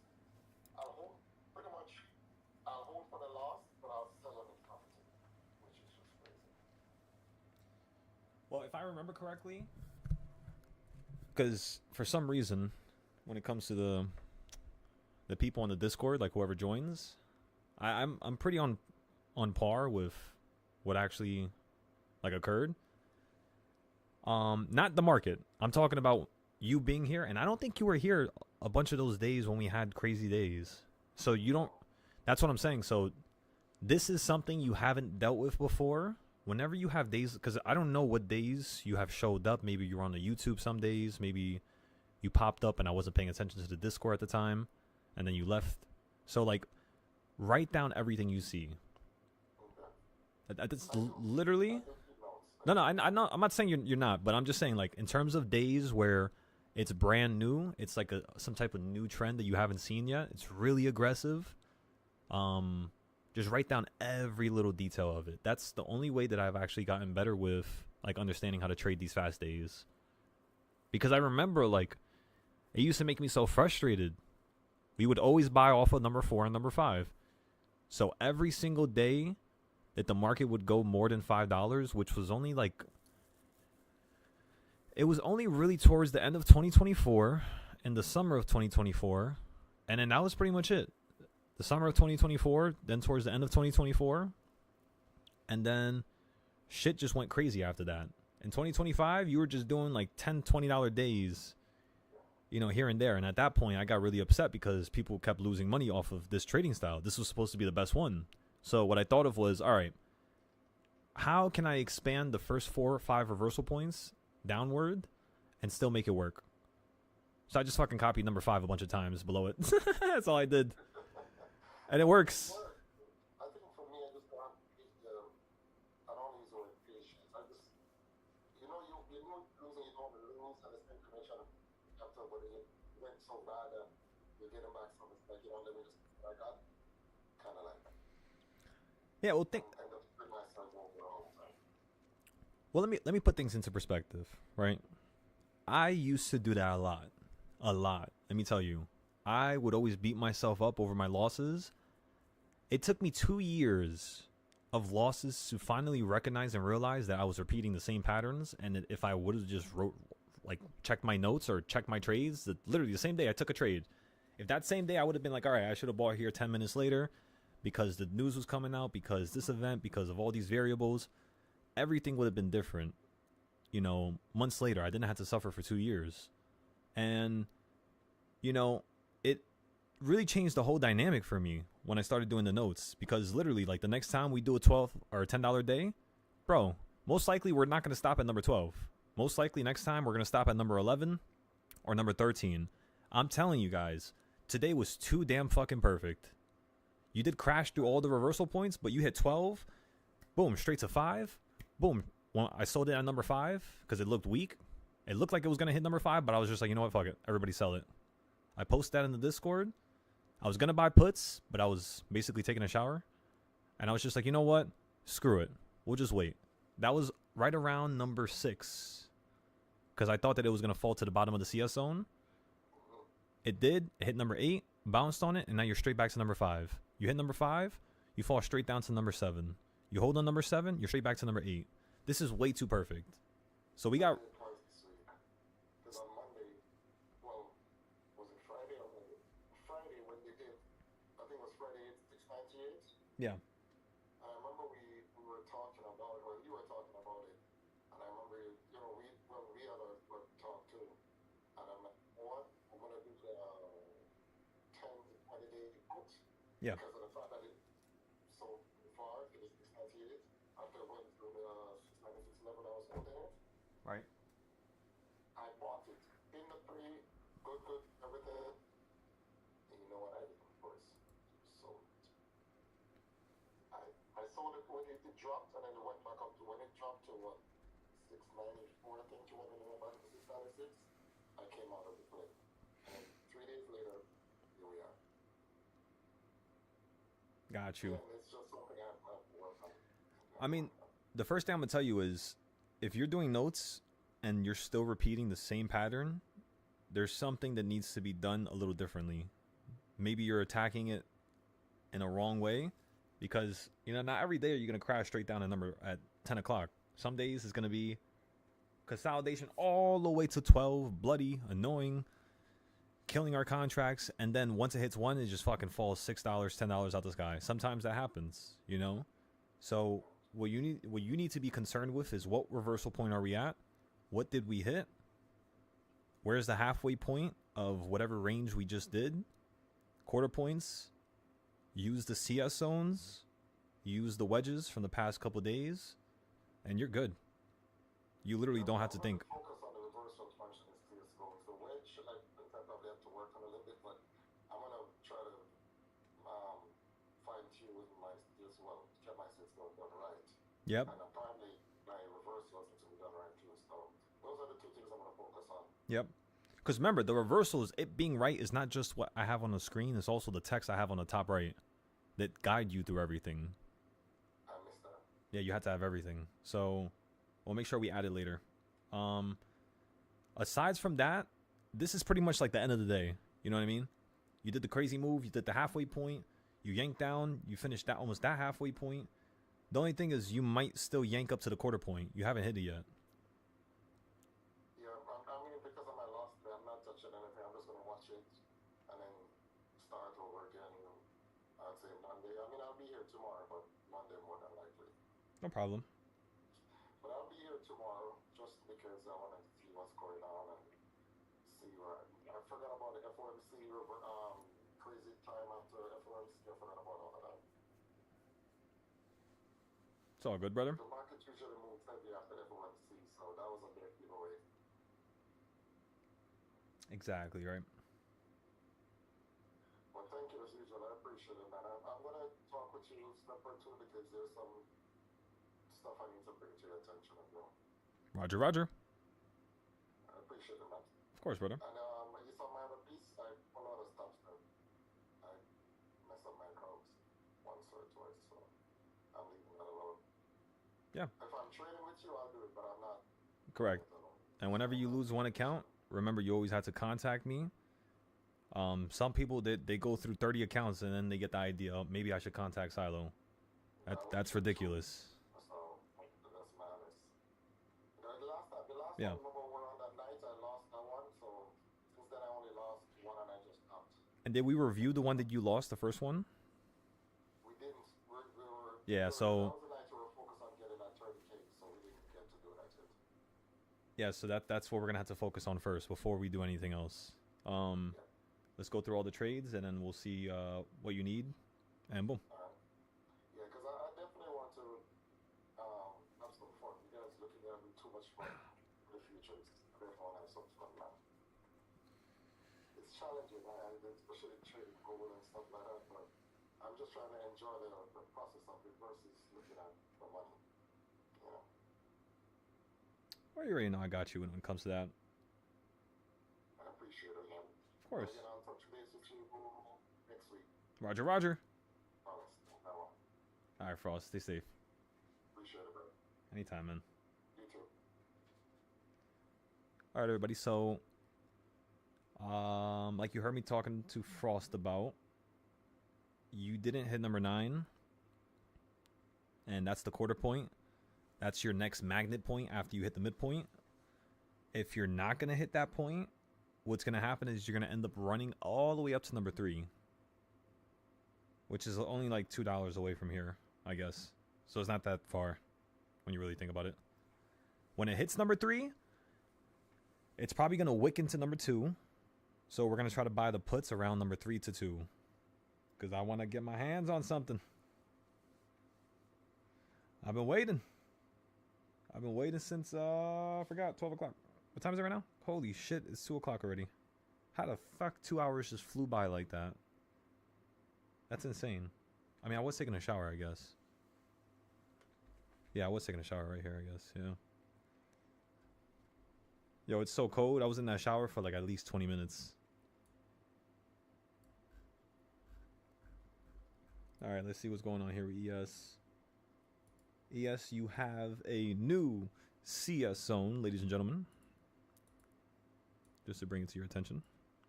It's right below you. Like literally right at number 6 on the reversal points.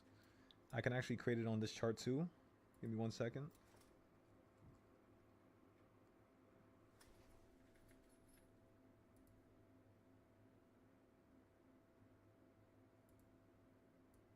Oh, it's different on this one. Wait, let me make sure.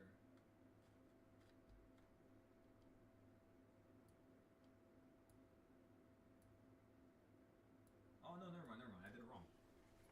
Holy shit. It was off by like 20 cents. Now it's perfect. So you're inside the CS zone. You just rose above it for a second to hit number 5. Now you're falling from number 5 again. If you collapse here, you're going straight to number 8. Because you already hit number 6, you hit number 7, you did everything you needed to do. You hit number 8 recently, so if it wants to do it again, of course it can do it again to be annoying. But if this is actually trying to continue to head up higher, like if this is trying to continue that direction from earlier, from, you know, all the way over here, 11 o'clock, which was around the European market close, then it's going to send you all the way up to number 4. And like I told you before, number 3 and 2 is basically the target. And that's where we're going to get the next put plays, up there. Just in case the shit wants to run up into a new high. Because it kind of looks like it's going to use this like a trampoline. You already erased half of the move. And you're right back at the 690s, which is a requirement for you to be able to quickly gap up into the 700s, sorry. Which is what we're looking for, 710, 720. And then we're going to get the yearly puts. Those are the doctor's puts. Doctors prescribed.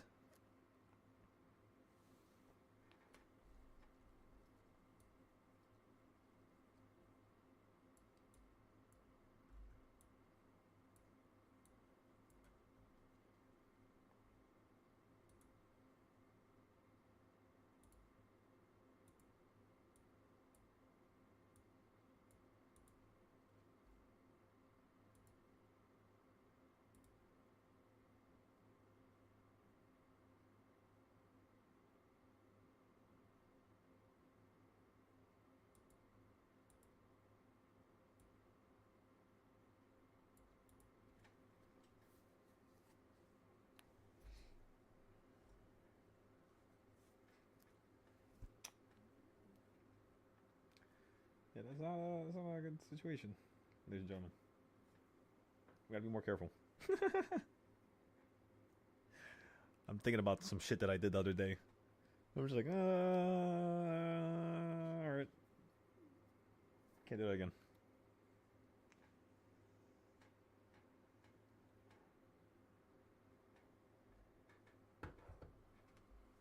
Alright, SPY's being a piece of shit. Let's go look at futures.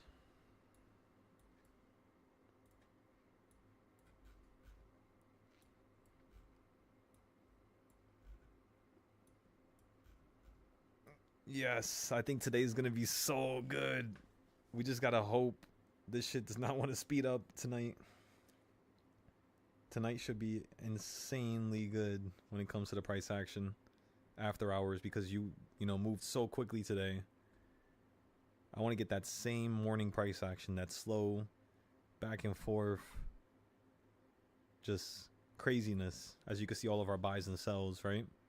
We just kept selling at the top and buying below it, and it works every single time. It's just sometimes you're gonna be down a pretty penny, you know, and if it goes above this zone, you would then cut it, basically. So let's say if I got calls right here, the second it goes below this green one, I'm just gonna cut it. If I got calls up here, if I bought them at the green one, I would cut it the second it gets into the orange one, because you want to see it bounce off the top of it, you know. That's a pretty drop. If it goes below the white box and I bought a call, again, the green, cut it. Then what we did was we waited all day. Once I saw the market wick massively like this, we bought it right there for the first time on gold today. And then like 10 minutes later, we held for like 3 minutes and it bounced up. We sold it. And then we bought it again over here. So that was right there, $280,000 of profit with just those two buys. The first one was 90K. The second one was, I think, like 170, 160, I don't know, something like that.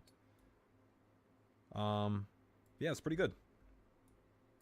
Again, we just focused on buying. We had a third buy, but we didn't buy here. I was just like, no, no more. We'll take a step back for the rest of the day. And that's pretty much it. And then during the morning over here, we made around, I think, 50K up here with just the trading view. On Top Step, we made 150K. No, 110, 90K. Down here is when we made the extra 60,000 on Top Step. But in the morning, like before we opened up this morning at 9:30, we had made pretty much all of our money from 3 a.m. Well, I don't know what time this is. Let me see. 6 a.m. Which was when we woke up all the way to here. And by the way, we were still. Give me 1 second. I'm getting a call.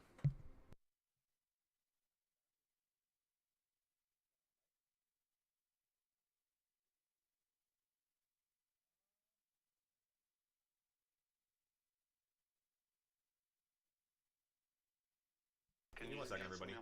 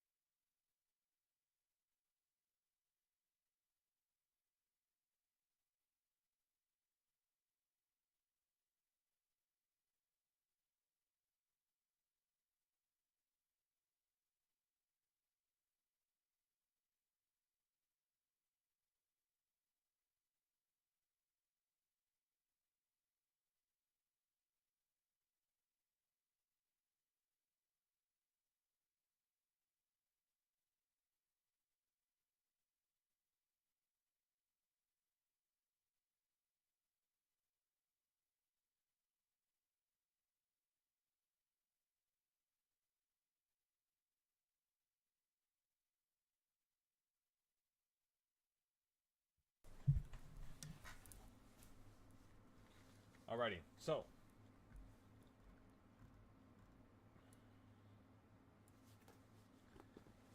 at this point,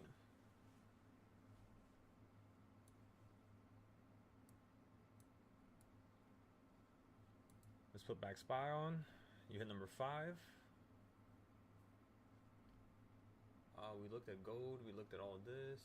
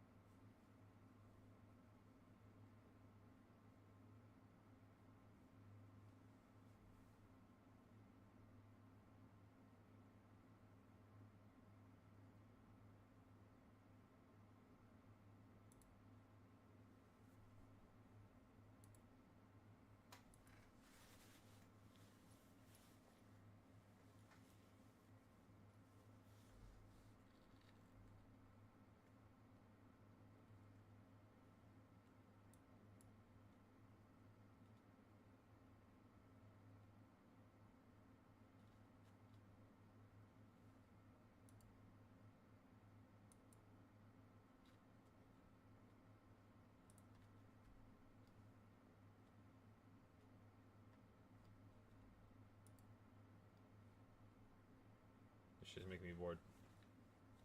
Alright, break time, everybody. Snack time. Grab some more food real quick.